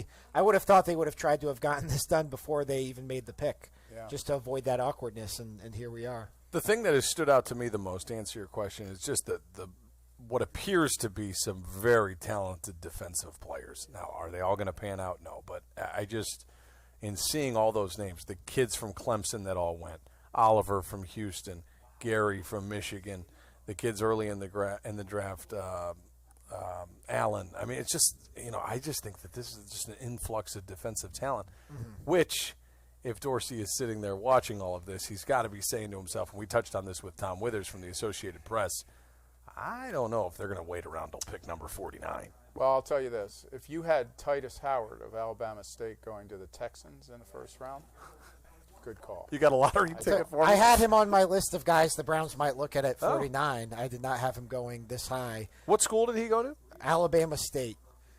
They were, just tells you, if you're good enough, they'll find you. Well, when the Eagles traded up for Dillard right there, that they were doing that to get in front of the Texans. It was a pretty poorly kept secret that the Texans liked Dillard. It says that Howard grew 2 inches and gained 87 pounds in college. I did half of that. 87, yeah. Freshman year, right? Freshman in 87, so. But, yeah, I think this run on linemen, I keep saying this, though, this run on offensive linemen, it's only pushing – defensive backs and linebackers potentially the Browns' way. I think I'll make a prediction. I think the Browns will pick before pick number 49 tomorrow. That is a long time to wait. And knowing Dorsey and his aggressive nature, I just feel like they're going to pick before 48 guys going before you pick. Yeah, I don't suspect that's going to happen. But you're not suggesting he's going to get into this first round, are you? I don't think we see that tonight. All right. I don't think we see that tonight. In fact, I think I saw him pulling out of the park. No, I'm just kidding. I think at this point you're probably you're almost probably better off waiting till the second round and giving that guy a second-round contract than you are. Although I guess there are advantages to having a first-round contract because I think that's how you get the fifth-year option. Control, right? Yeah. So at this point, you're probably in a territory where trading into the first round doesn't cost you a future first-round pick. So maybe it's worth it if you're going to move up, what's the difference between 32 and 38 or whatever. Yeah. So, and you get that extra year. That's why you'll see teams do that for quarterbacks. But I don't expect it still. But yeah, I agree. Look at it. Does anybody know contract lingo and all of that stuff, the rules, better than Ben Axelrod? I mean, when it comes to at this table, no. It's a low bar to clear. I mean, when it comes to like salary cap and years of control and what guys have. I play a lot of Madden. It's like my next contract, this man is coming into the negotiation table. That's okay? dangerous. It's like most math classes I've had. He could be saying anything. I wouldn't have any idea what he's talking about. Yeah. I mean that seriously, Ben. You are very astute on all I of that, appreciate and it's helpful because I didn't. The Indians beat the Astros 2-1 behind Trevor Bauer. Big There we night go. in the Cleveland sports world. Home runs from Leonis Martin and Jake Bowers tonight. So the long ball. So that's good. Is that going to take all the people that go absolutely crazy about teams like the Astros and the Yankees, and is that going to put them at bay for one night that the Indians can beat them? For one night. Just for one night. Okay. All right, I'm going to read through these picks and then. Okay. We're still talking about. Oh, okay. I'm sorry. Back to the show. I thought we were doing the Browns. Oh, this is live. Picks. Go ahead. Kyler Murray to the Arizona Cardinals, Nick Bosa to the San Francisco 49ers, Quinnen Williams to the New York Giants, Cleveland Farrell to the Oakland Raiders, Devin White to the Tampa Bay Bucks, Daniel Jones to the New York Giants, Josh Allen to the Jacksonville Jaguars, TJ Hawkinson to the Detroit Lions, Ed Oliver to the Buffalo Bills, Devin Bush to the Pittsburgh Steelers, Jonah Williams to the Cincinnati Bengals, Rashawn Gary to the Green Bay Packers, Christian Wilkins to the Miami Dolphins, Chris Lindstrom to the Atlanta Falcons, Dwayne Haskins to the Washington Redskins, Brian Burns to the Carolina Panthers, Dexter Lawrence to the New York Giants, Garrett Bradbury to the Minnesota Vikings, Jeffrey Simmons to the Tennessee Titans, Noah Fant to the Denver Broncos, Darnell Savage Jr. to the Green Bay Packers, Andre Dillard to the Philadelphia Eagles, Titus Howard to the Houston Texans. I think that has us all caught up. Can you go through that one more? What's your favorite? What's your favorite pick of the draft? For hilarious reasons, it's Daniel Jones from Duke going to the Giants. I watched Jones a couple of times, and you guys had Jim Donovan on. He was spot on at least from what I saw was the same thing. It just seems like he's a little bit raw, strictly a pocket passer. I mean, the guy does not move at all. Looks Wait like a second. I saw Peyton Manning. I saw today him run like 40 yards for a touchdown. Really? Yeah. Huh? I did. All right. Well, I did. Okay. Well, then That's probably the one time it happened maybe in his career. he finished with 41 rushing yards in his career. But no, so that was that pick to me, and it's spot on because of what Bud said last year. There you had Sam Darnold ready to go, potential franchise quarterback for you. And you decide not to take him. You take a running back, and now you've gone into the draft. You take a guy who was probably, I think, was going to be there when they picked again at 17, the Browns pick.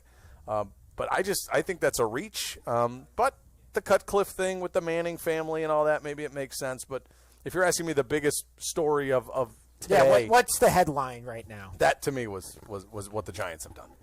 Headline is Food Fight in Raiders War Room.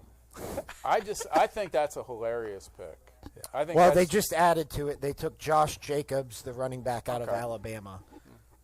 I just think that's a reach, and knowing what we know about that organization and the distrust between scouting and It's a mess over Gruden and what Mayock's role may or may not be, and I just think that's I never thought that hiring Gruden was a great idea for anybody, and especially for the Browns. You don't think hiring a guy who spent the last 10 years in the broadcast booth is ideal? No, I don't, for some reason. And I just think that's a disaster waiting to happen. Now, they're not in Vegas yet, right? They're going to play one more year. I think they're playing where the San Francisco Giants play baseball next year. And then they'll move to Vegas. Yeah, they're one at least more a year away from Vegas. I'm not sure they even know where they're playing, though, this year. Where the Giants play? San Fran? Or no? I thought that was done. There was talk of Right in the staying Bay in Area? Oakland. There was talk of the Giants Stadium.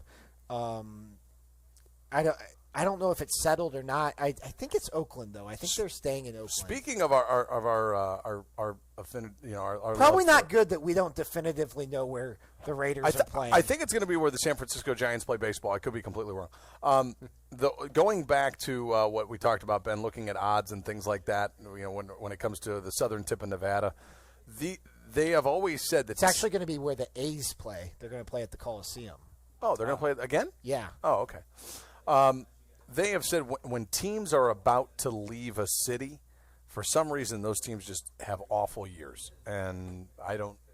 It would make sense. I think the uprooting, like the how fans much are a little bit. Well, everybody's, there's everything. It's a weird vibe around the team, and then you have a group of players who families leaving. For all the uncertainty you already have on a normal NFL roster, every player is pretty much either uncertain or they're Yeah. ready for a move, or